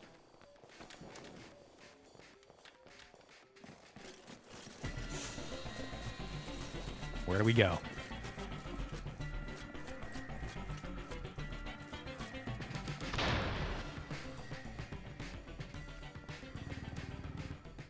Big pickup from Caroline off the start. First blood and second traded, but damage is done. And her job is executed to perfection. Yeah, Succadees would love to get Don't go in there. somebody here that's a shotgun chasing you. Careful. The push is coming through on Teller. Knows about it. Trying to run for their life, and will take... No, Boat Twix will come out on top. Thought for sure they were going to win that one. Jazzboat takes down Succadees, and now it's just Arcadian who's sitting outside with the Saber. Tried to find a pick, but just couldn't find anyone. Triple clad. Oh. Oh. Oh. Well, it's going to be a save round regardless. You know where they're at. And another big round win. I know we got a minute 12, so I probably should hold, but 3v1. Arcadians outside with the sniper. Just don't peek and play the time. Should be 6-3. Slowly crawling back is Benoit in this game. Yeah, nothing here for Arcadian. Gonna go for it instead, and will drop. Interesting. And so here they come. Benoit Hold having on. the opportunity. Hold on. Mel's 1v3. All of a sudden, you've won a couple in a row.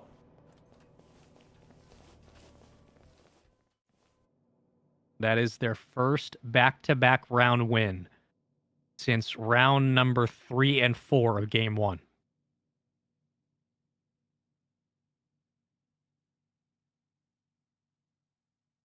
Just saying. That's what they Just needed. saying. The It factory. is what they needed. Oh, yeah. Oh, I'm feeling it. I'm feeling something. Are you feeling it, Corelli? I'm feeling it. I'm ready. I'm ready. It'll have to be an attacking win on factory. Aye. They have not been as successful on these attacking sides. Benoit.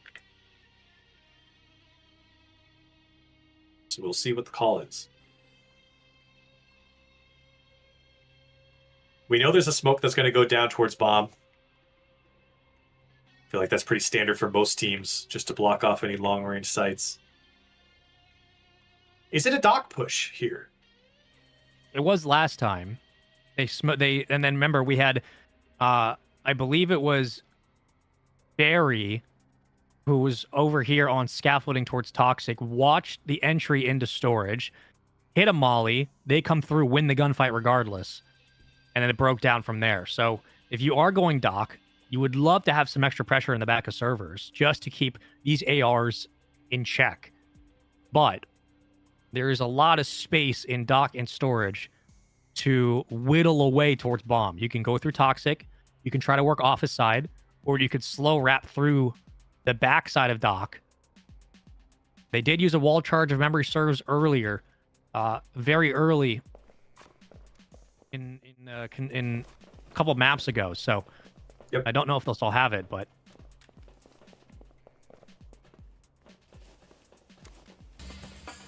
well, we just switched sides, so they have everything.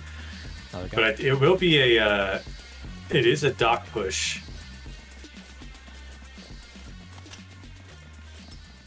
And it looks like a 3-2 push. 3 through dock, 2 through storage. So let's see if they can put it together. Everyone getting situated here on the attacker's side. Defensively, GTA boss Asugity is going to have to slow down this initial push. Ooh. GTA boss just takes one straight to the face. Asugity is going to have an opportunity. There's one. Can he get two? Absolutely. Maybe a third. Stop feeding. Don't go in solo file. Mel trying to get shots up towards the office, and a big pickup from to neutralize Suggandies.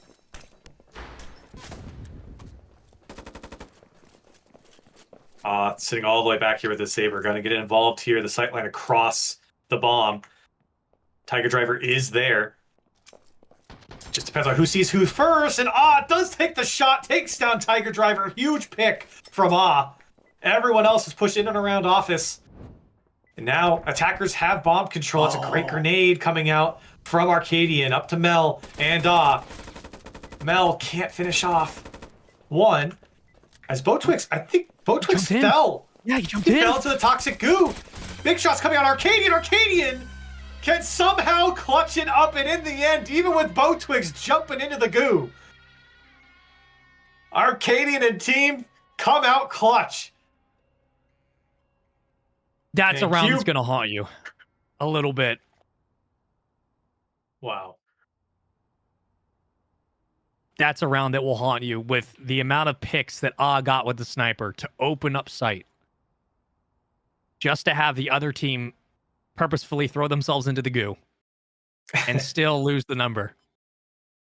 Unbelievable. Wow. Oh, that's so painful too. You even had the numbers advantage in the end with with Botwix throwing themselves into the toxic goo. Unfortunate there. But otherwise, congratulations to Q Process. Great rounds coming out for them. Second series, a little bit more cleaner from them, winning this one 7-3, whereas before it was much closer affair. So for Q Process, very strong showing that second time around. You got to feel a little bit there for Benoit, but for Q Process, I mean, their offense was just as good as their defense, and it's just those kind of separations, those margins, Corelli, that will spell a team finding success late into some of these league play days versus others that are going to have to work a little bit harder to get things back on track. But the good thing is, again, it's only week one. It's Swiss. And for Benoit, a lot to be happy about and a lot of promise for this squad. Closing thoughts, Corelli, on all of our matches today here for the first day of the Due Process Pro League. I had fun, Spaceman. It was great. Shout out to everyone in the community for welcoming us in. It's been a lot of fun. And I think the two sets of series that we got were a great introduction to the game. More people should be playing it. It's a lot of fun, and I can't wait for tomorrow. KHAOS take the opening series 1-0, take the following matchup of their series 2-0 to win today against MOS EISLEY Cantina. Q Process and Benoit go 12, then go just fairly short of it, and Q Process takes the win in 2. They'll put another 4 points on the board. That is the conclusion of our Saturday matches. Tomorrow, will be Arise versus Cave Dummies and KHAOS versus Frogs. We saw KHAOS earlier today, and I'm sure the Arise match will be just as good. The top 2 teams that we're keeping our eye on right now, KHAOS and Arise, will be playing tomorrow, not against each other, but nonetheless here on the mainstream. So if you want to stay involved here with more of Due Process, dueprocess.info to get involved with both the game and the community. Should be a QR code bouncing around your screen. Also, the Discord, which can give you more information about how to play the game and connect with the community and learn about what Due Process brings to the table for this kind of tac shooter. It's been an absolutely fantastic day of matches all the way down to the wire. We did get around 12, but we'll see what the action brings tomorrow from myself, from Corelli, from all the production on the back end, for all the players who showed up for this tournament, and for the Due Process community. Thank you so much for tuning in today, and we'll see you tomorrow at the same time as today. Stay tuned. We'll see you then. Bye-bye.